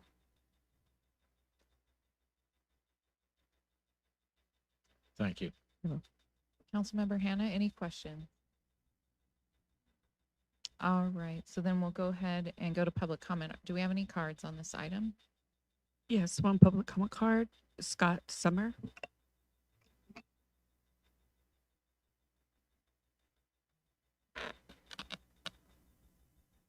Good evening. Good evening, council members. I'm Scott Summer, Larson LLP, attorneys for Frontier Homes. The extension before you is authorized by the Subdivision Map Act 66452.6, as well as Norco Municipal Code 17.16.170. And of course, we have the. Sorry, Mike. Yeah. That's what I'm afraid of. I gotta scoot down here, huh? Okay. I'll do my best. And you do, of course, have the favorable staff recommendation. Now, why 1 year? That's built into your Norco ordinance 17.16.170. But it's also justified by the facts here. So let's kind of go over the legal history of all this. The extension provision in the MAP Act is basically based on a legislative history that the provision is to prevent expirations of maps while a city or county processes the map and the time runs out. And there's case law on that. It's the same thing, basically. Here, that delay unfortunately started right at the start. The transactional attorney for Frontier submitted a letter on September 2, 2021, said, please go with the alternative of the 75 unit apartments, not the hotel. And that's what happened at the hearing. Those 75 apartments were, under Frontier's plan, included 40 affordable units. September 7, the council voted for a lowered hotel with a development agreement condition with unspecified terms. And basically, the parties reached an impasse. When our firm came in March 2022, the impasse was going on. The exaction discussions had gone nowhere. I had a lot of correspondence discussions with John Harper about it. We sent some letters on March 15th and 21. Processing had stopped. We resolved that at the time. Next, we had an issue with a supposed Third Street access issue and a butters rights conflict. We were told that had to be resolved before anything could be straightened out. I dealt with that. The city community college backed down through their lawyers. The actual official application for the 75 units was submitted on April 11 and then acknowledged by the staff that it's complete on June 2. On June 7, we had another issue with the city asserting that each apartment unit had to have its very own water heater, which of course, water meter, and that led of course to a water meter. That reduces the size of units. It's expensive. It wastes a lot of energy. We worked on that. My letters of June 7th. June 23, we had another refusal to process permits without payment of all exactions. Map approvals and processing are ministerial under the MAP Act. We had to sort that out. That was another letter on June 23. On July 13, we had another problem. There was a grading bond asserted by staff that was based on an applicable labor code prevailing wage provision that doesn't apply to a private project. We had to sort that out. We already had the whole first year go by with all kinds of processing issues. And then, of course, to go forward with 75 units, the city wanted an EIR addendum, even only 9 months had passed. Had the 75 units been adopted back on September 7, 2021, wouldn't have needed EIR. That's taken more months. So the bottom line is that all of the delays in the processing of the legislative provisions contemplate have been happening. There's good reason and good cause to adopt the 1 year. We actually think it should be more than a year, but your ordinance just says 1 year increments. And I would add that because you've got affordable units involved, there's a whole level of legal exposure to the city. We may as well talk about, which is.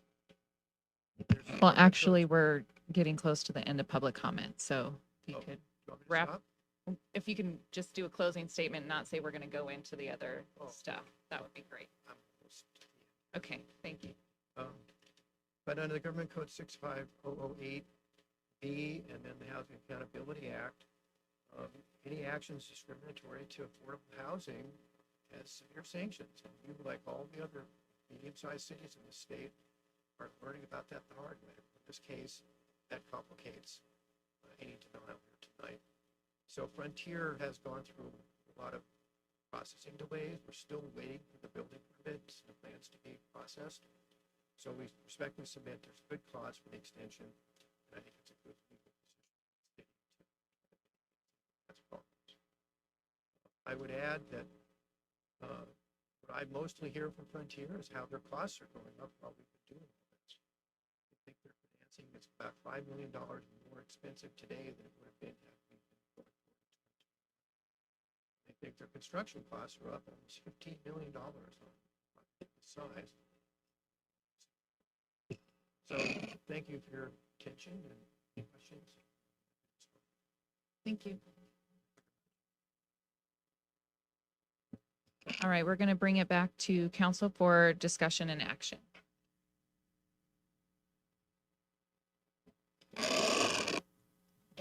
Yeah, and probably some comments too. I'd like to know why I need to listen to a whole laundry list of problems and delays on our part and all these troubles and just more lawyer bullshit.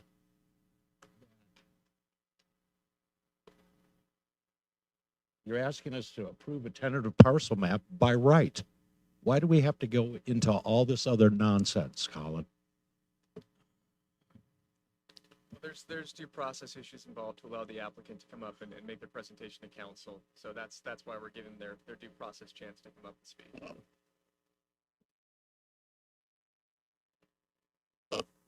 And as far as costs, everybody's costs have gone up, right? I'm paying more for gas. I'm paying more for food. Everybody's construction costs have gone up, just not only your client. I just get aggravated with it. So, thank you, Mayor. Councilmember Hannah, any comment?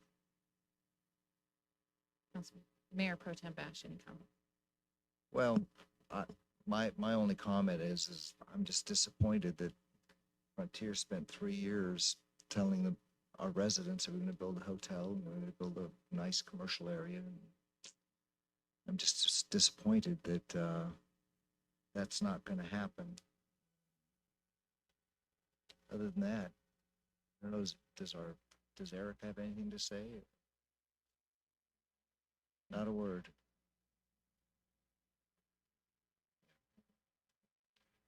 The lawyer's just doing what he does, you know. No offense. All right. No other discussion? All right. So this is something that is done by right. So with that, I would move to approve the request for the extension. We had them. No, I'm with you. Oh, no, it was only one card, correct, Dana? Okay. All right. So we have a Please motion and a vote. second.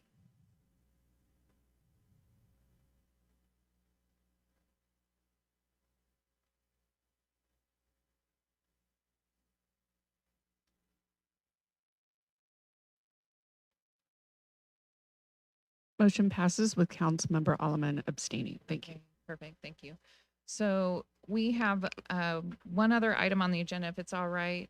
I'd like to take a 5-minute restroom break because that one's going to be a little bit longer. Is that okay? Okay, so 5-minute restroom break or stand up and stretch, whatever you want to do. We will come back in 5 minutes.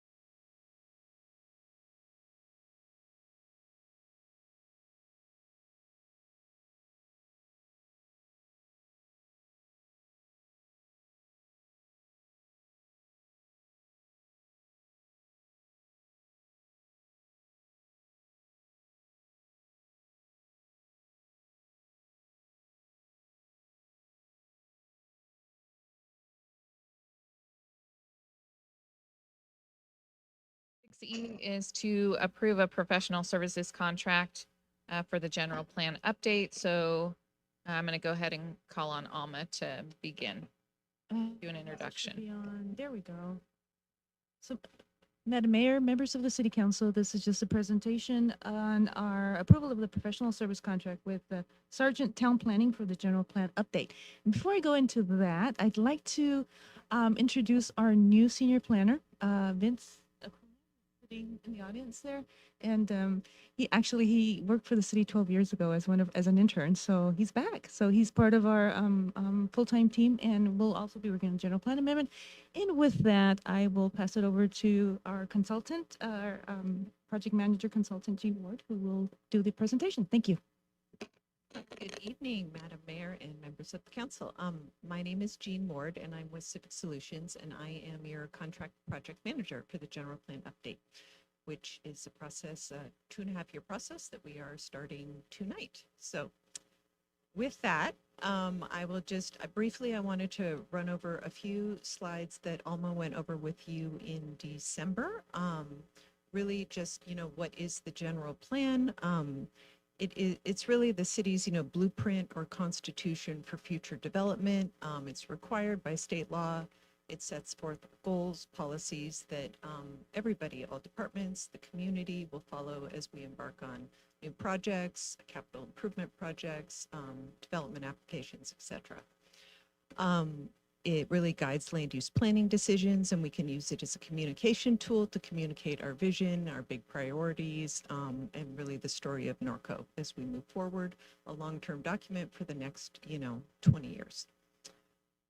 We're going to be updating the general plan because your general plan is very old. Some of the elements are over 20 years old, and we need to periodically update it to keep up with the changing needs and conditions. And it's an opportunity to engage with the community and decide, where we want to go in the future, and get that in a vision and guiding policy document. In addition, of course, there's a whole new slew of state laws that have come about since many of your elements have been updated, since most of your elements have been updated. You have updated your housing element, of course, which is adopted and certified, and that is great news for you.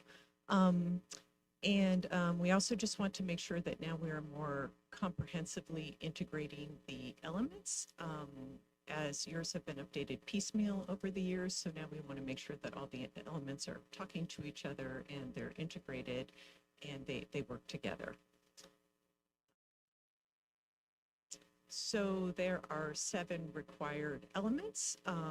They must have internal consistency, geographic comprehensiveness, regional context, and of course, focus on the issues, local issues specifically that Norco is dealing with.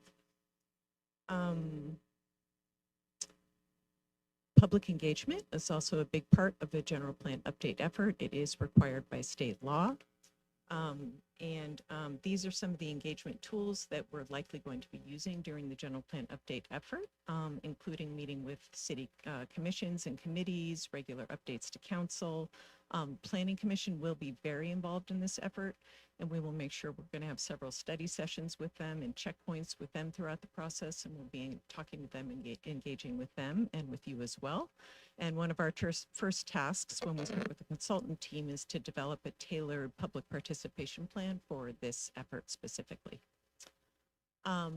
These are just some general plan best practices that we're going to be focusing on when we prepare a general plan. And that is, we want to make sure we have a very robust public participation process. We want to have a clear, succinct vision that really gives us direction of how we want to move forward. We want to focus our general plan on implementation and clear decision-making. We want to make sure we infuse character and design into our land use designations, because we know community character and, equestrian way of life is important here, an animal keeping way of life. So that will also be infused into the general plan. And then the reason we're here tonight is I wanted to update you on our solicitation process and then the contract that's before you tonight. The first step in the solicitation process is to get a qualified multidisciplinary consultant team on board through a competitive process.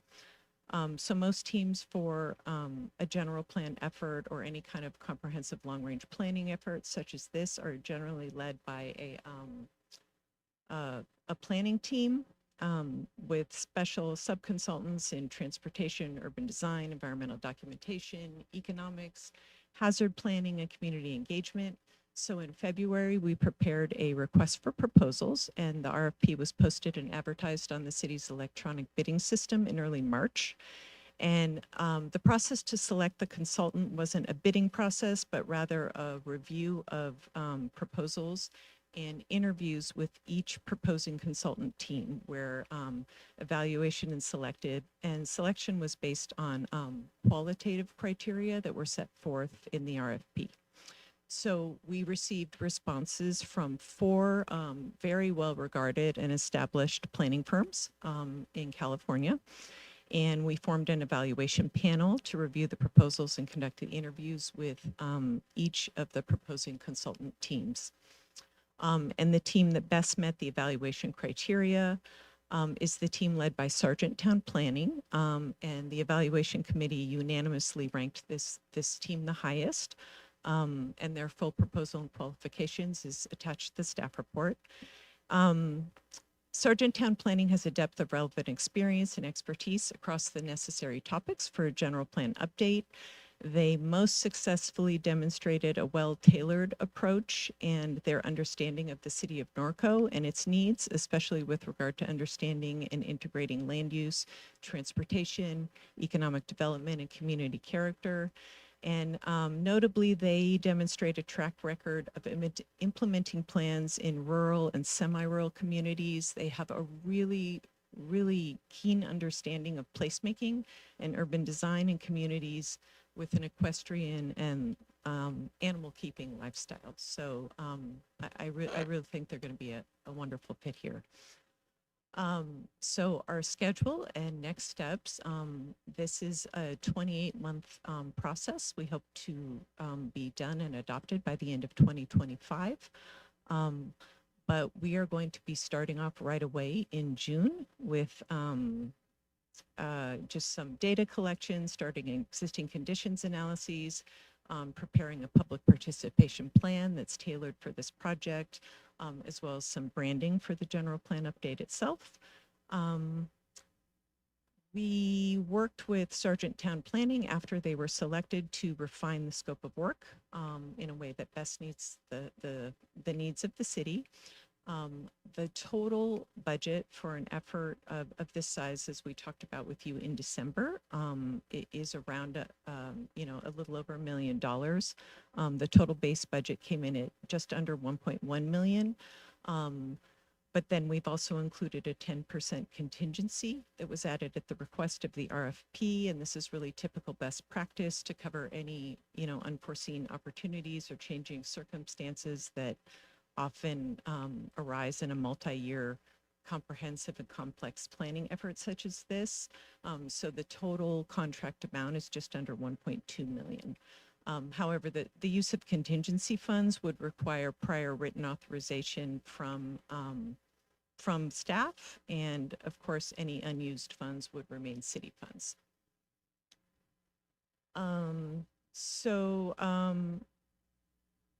This is being funded through the general plan maintenance update designated balances and the one-time savings as a result of the American Rescue Plan Act revenue loss, so from the general fund. And so with that, we are recommending that you approve and execute a contract with Sergeant Town Planning for a comprehensive update to the general plan.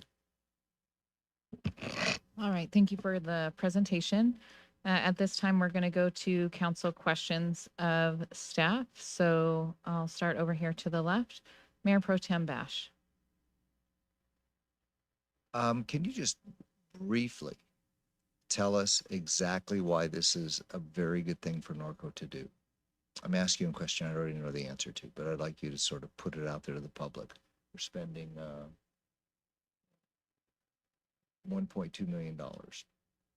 So the general plan is really the city's guiding document, and it provides a roadmap and policy direction It sets forth the vision, and it really gives the roadmap for when new development comes in.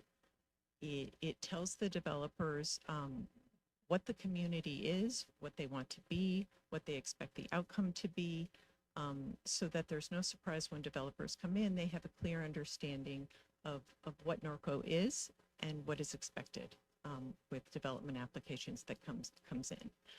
And then any other zoning code amendments have to be consistent with the general plan, as well as capital improvement projects have to be consistent with the general plan.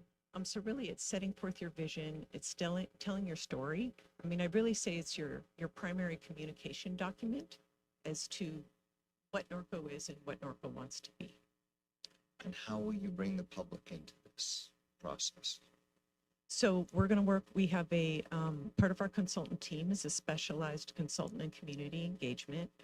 And she's wonderful. I've worked with her before, and we're going to come up with a tailored public participation plan for this project, but it will run the gamut. We will have a dedicated part of your website so people can interact on your website. We're going to be having surveys, I'm sure. We're going to be having public meetings. We'll decide what format is best when we work with city staff and with the consultants, but typically they range from everything. We can have public study sessions with the Planning Commission and City Council. We can have focus group meetings. We can have stakeholder meetings. We'll probably have a couple large workshops. We can go to key locations in the community. Sometimes we have big open house events that are outside where we might set up a bunch of panels for people to come take a look and talk to us. So that's what we'll be working on closely over the next month or so, is to really precisely develop that public participation plan in a way that meets Norco. And then my final question is will it protect us against the example you saw tonight? Will it help Norco residents to maybe, I mean, we can't predict. I mean, when I first got on council, Jerry Brown was the governor. He talked about having each city being unique and local control. It's all gone. Will the general plan in any way help us going and maybe explain? Again, I know the answer to this. I just want you to explain this so it gets out to the public. Yes, yes. So, I mean, yes, you do have to meet a lot more state laws. Yeah. We all know that the general plan must be consistent with state law. But having a good general plan in place that tells Norco's story will help maintain local control, in that you will express the community character. We really want to, the Sergeant Town Planning and this team is really excellent at embedding the character and the identity within the land use designations, and we'll make sure that runs through in the policies, the goals and policies that carry forth in the general plan. It will also be a highly illustrated general plan, really graphically oriented to help convey the vision in an illustrative way as well. So yes, I think this will be a way to help maintain local control, is to have a good, strong policy document in place that explicitly says, this is what we want, this is how we want it. By the way, local control to me, just to reiterate for 1,000th time, means that the person at that podium has the power to influence at a local level. So that's all I have, Madam Mayor. Thank you very much. Council Member Alleman, any questions? Kevin asked some of mine, community engagement and so forth, but you mentioned placemaking. And I think that creating this sense of place is such an important thing in communities, especially in a community like ours. Is there anything that you could add in terms of how that sense of place and that placemaking is really integrated into this whole process? Placemaking is integrated into the process in that when we are working on the land use element, we're not just looking at the types of uses that would fall within a general plan designation. We're really going to be also looking at form and urban design in creating each one of these designations. And this is where this team, as compared to the other 3 that we interviewed and that submitted proposals, really stood out far and above the rest. They really excel at that. I would encourage you to look at their examples in there, and they're really leaders in this. Having strong urban designers in place will help us with this. But we're really going to be looking at form, the integration of the public and the private realm. So, you know, your streets, your sidewalks, in addition to the land uses and how those all work together. Okay, that sounds good. I'm excited to see how we can keep moving our city forward and really building out our plan that says, here's what we want, here's where we want it, so that it really works for us and it makes sense for our city and it maintains our character and where we've been. I know we don't have any sidewalks, so, but we do on Hamner. Ridden my bike on them. We need a few more because there's some, yes, yeah, sidewalks on Hamner. And equestrian trails. How about that?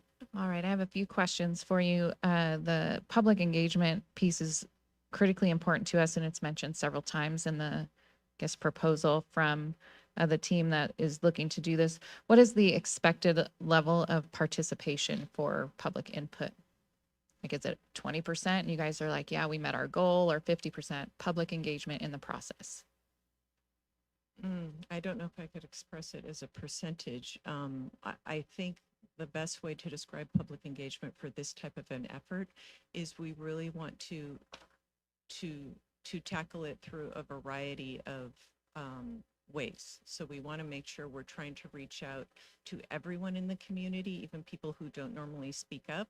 So that's what we'll be working closely with Circle Point on. They're the sub-consultant on this, to come up with tested ways to engage people who maybe don't normally get involved in the process, as well as everybody who normally does.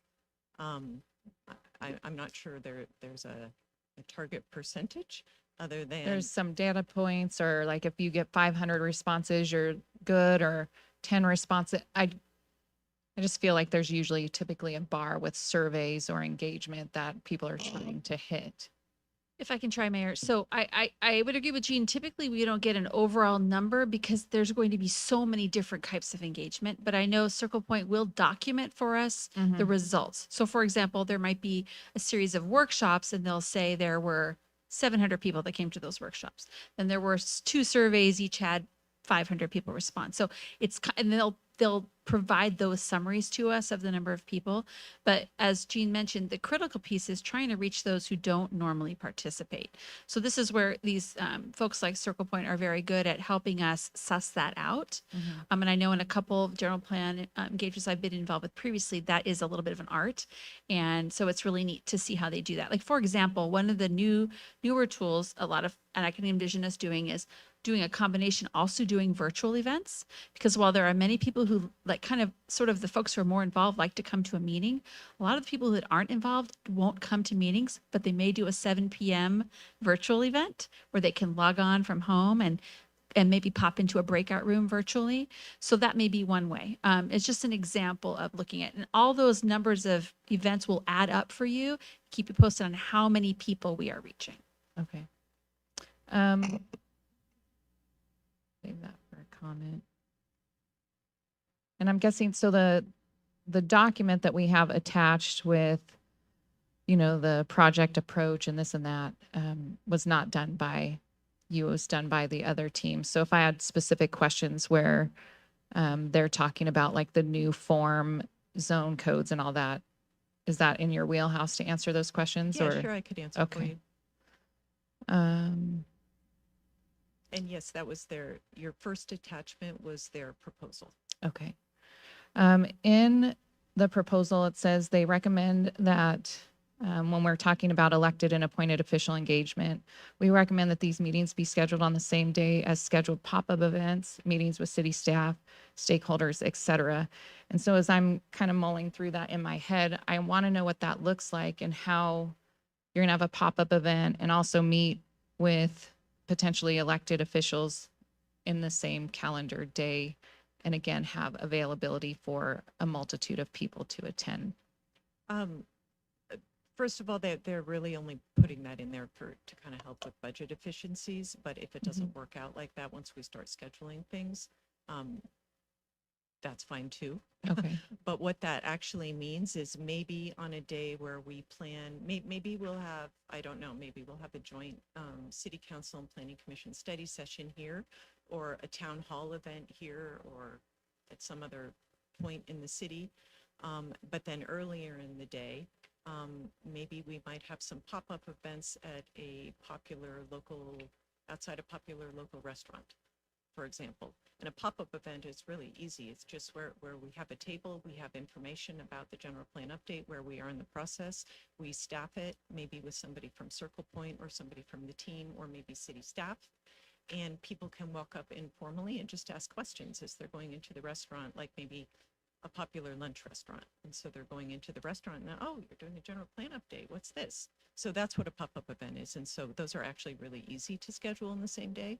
Is a Okay. bigger event, and not difficult at all. And we just think, any ways we can maximize the consultants' time out here when they do come in person is what we're trying to do. Okay. In the report or the proposal, there was a lot of mention of like Tehachapi and Ojai and some of those communities. So what, as like the semi-rural or rural communities, what was one of the biggest successes that your team has had, or one thing that you're most proud of in those rural communities that your team did? Okay, well, that's maybe not one that I can answer because I'm not Okay. the team. I'm the contract project manager. That's why But yeah, I I do know asked. they've worked in Ojai, Tehachapi. They're actually currently doing work At Harupa Valley. Yeah, they missed a part where they said they wanted to work for Harupa Valley instead of Norco in their report, actually. So, yeah. All right, that's the end of my questions. Councilmember Newton.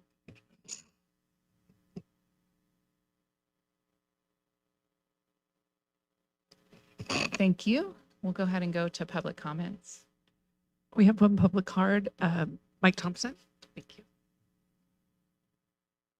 You were saying on the virtual outreach, might already have that number, reviewing the viewership of council meetings and coming up with a percentage of that. That's probably.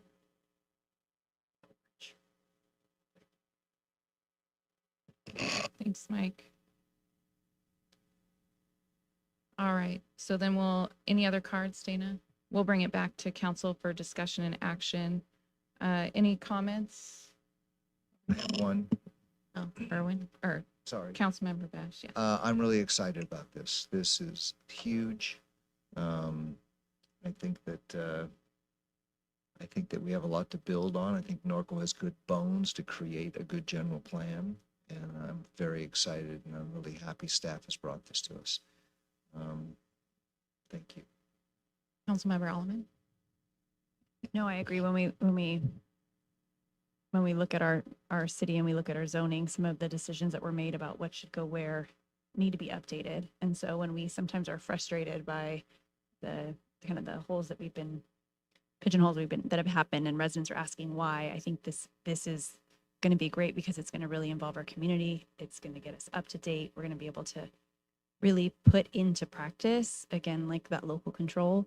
This is the policy document. So if we have to do certain things, then we make strategic decisions about what we have to do that keep our local character as best that we can. And so getting the community involved in that, it's a really heavy lift looking at the timeline and all of the things that need to be done, but it needs to be done. You know, when you look at the cover page is that our open space element, you know, that's 20 years old and the font is from, I don't know, a computer with a floppy disk.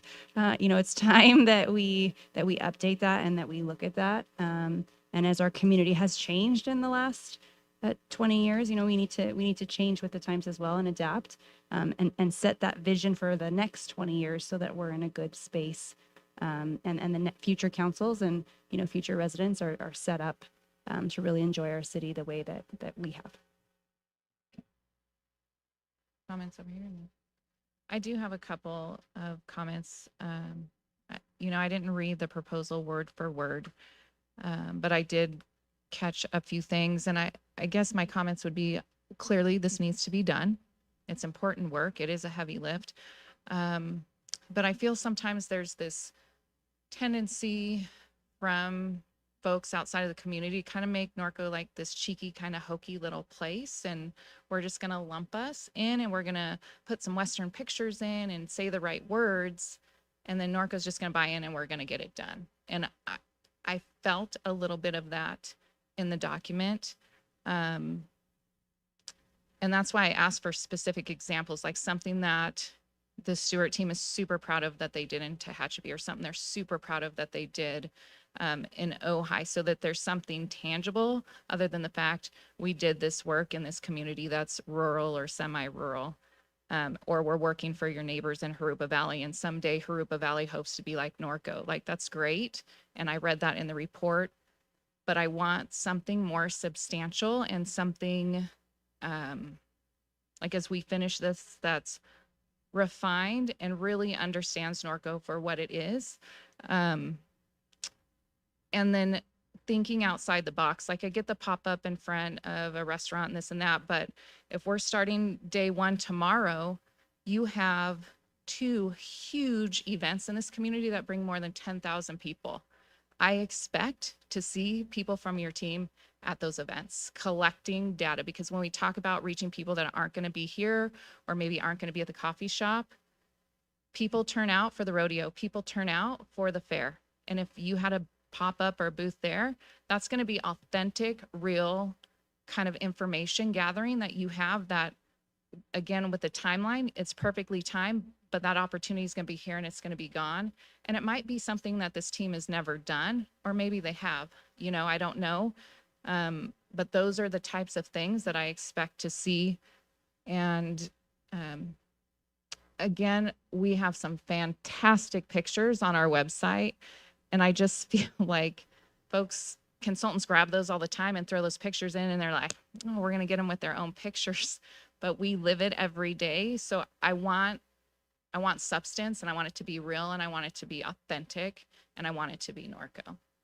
So I just wanted to put that out there to make that clear. Obviously, you know, the panel selected and this is the most qualified, but please keep that in mind as we're going through this project. So that is my 2 cents. Anything else? All right. You made a motion? I'll second.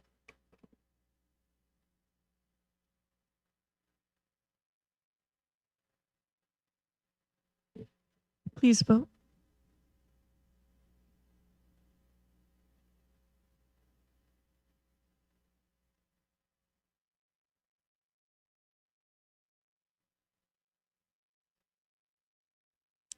Did you hit it? Because it came up. It came up as a vote.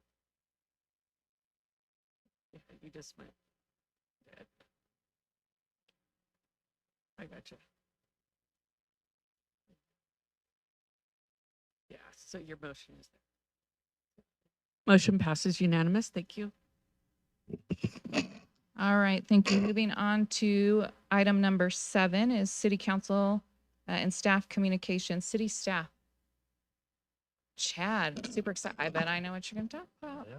So I just want to remind the public that we are having our rescheduled dump day this Saturday, June 10th up in Ingalls, starting at 8 o'clock and goes till noon. You can make as many trips as you want. Just don't bring a trailer.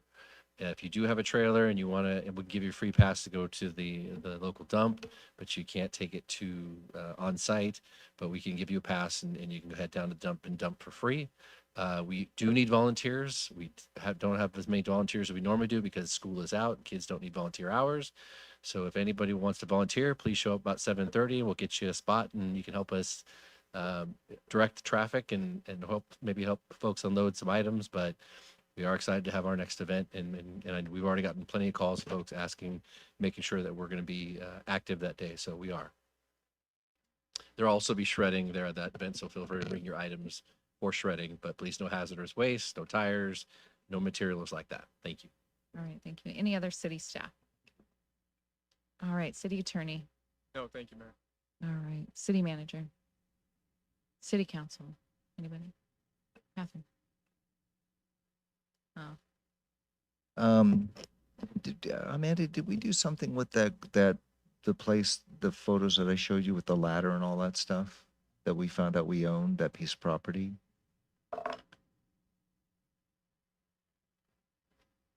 Use looks going back and forth. That's the property at the corner. It's like, we own it. Cronin Second. If we could look at that, I don't know if the ladder is, there's ladders going up trees. I mean, we didn't even know we owned it. And I would like to find out what other properties we might own in the city of Norco. If we have, I know you're busy, but that would be, And if I can, on that list, on my list, I am working on a list because we need to surplus out some properties. We have some properties up on Hamner. We have some other random properties we need to surplus out. So I've got that on my working list. I actually talked to the folks that helped us surplus last time to get that list together for them. So I'm Okay. hoping to do that in the next 30 days and initiate that surplus process. and then I got a call from one of the issues that we're having with the various boarding stables and stuff is the issue of equine insurance. Do cities ever get involved in any of that stuff that you know of or aware of? I mean, I pay through the nose because most people do not carry. They think their homeowners will cover it. Doesn't. Is there a way for us to maybe make a bridge of some kind without assuming any liability? I could take a look. I've never heard of a city being involved in equine insurance. Cities get involved in flood or fire or something like that, where they can zone a certain way to reduce risk. But I've never heard of a connection between a city and equine insurance. I'm happy to look though. Yeah, that would be nice. And then I'm just wondering if council would be interested in looking at the idea that smaller buildings, if they could be put right to the property line, which literally floods their neighbor next door. Is that something that maybe we should have planning to look at, or is it just too late? Well, they're not supposed to be, right? Nope, it's legal. As long as they're below a certain, Aren't they still supposed to follow the graduated setback, even if they're like 100 square feet? Kevin, are you referring to those that are 120 square feet or less? right. Okay, I could look into that, absolutely. I mean, my understanding is that the reason I know this is one of my neighbors across the street has a pool. Somebody put a lean-to type structure and all the water went into the pool. And they were told that there was nothing they could do because that was perfectly legal. Yeah, and again, you're referring to those that don't need a permit? Right. Mm. And I'm not sure what we can do about it. But That's what I was bringing up when we had I that was gonna discussion. you can Yeah. also get you can also get a tough shade. I think that's in the accessory building umbrella that we're going to be Yeah. working with the planning commission on and coming back to you. Perfect. That's all I have. Thank you, Madam Mayor. They weren't happy it was filling up their pool? Well, what was happening is there was a tree above it, and so all the dirt, Oh, and yeah, that's not good. bird poop, and everything went into the pool. Just one thing, we had a resident make a public comment about Fifth Street and the turnover there. And I've heard from residents in the past. I talked with our former city manager about it. Can we get an update on the last time a traffic study was done? Or I know that this, Norconian has been open, whether that's causing more traffic, if there's any calming, or Chad, if you can speak to that, to respond to that resident, just because I have heard this from numerous residents over and so it's coming up again. Tell you briefly, because we've had a call on it, that the city engineer did look into the issue. In general, said that it's unlikely that, based off the conditions there, that it wouldn't meet the warrants to justify a stop sign or signal or anything like that there. But if the city wants to move forward with the traffic study to investigate it, he's certainly happy to do it. And when was that done? After Norconian was opening? I'm just wondering if that has changed the conditions. He just recently looked at it literally last week for me, because it was a recent question I wanted to at least investigate to see if there was some justification to do that. His review out there and inspecting it didn't feel it was warranted. It would meet the warrants if he did an official study, but he's happy to do it if the council wants. And that's the answer I received previously, but I know it's a concern for residents who live in that area and travel that area frequently. Yeah, prior to the pandemic, Mrs. Kleppe made the complaint, and it was looked into. So that was 3-4 years ago at least. And I know she's been complaining. I mean, it is a problem there, but what she really wants is a speed bump. So, It's a whole other can of worms. but I'm totally fine. I mean, because there is traffic there. Councilmember Newton? But just on that note, what Chad's talking about, I know we had looked at that over the years on Fifth Street, but I think it's more of an issue that the city manager should bring up with our lieutenant as far as traffic enforcement. I'm aware of the accident from last night, but half those speeders work at the prison, okay? Base facts on it. So I think probably the first thing to do is maybe up the enforcement on it. You're buying breakfast for everybody that volunteers on Saturday morning? No, that's not my question. So you'll be buying breakfast?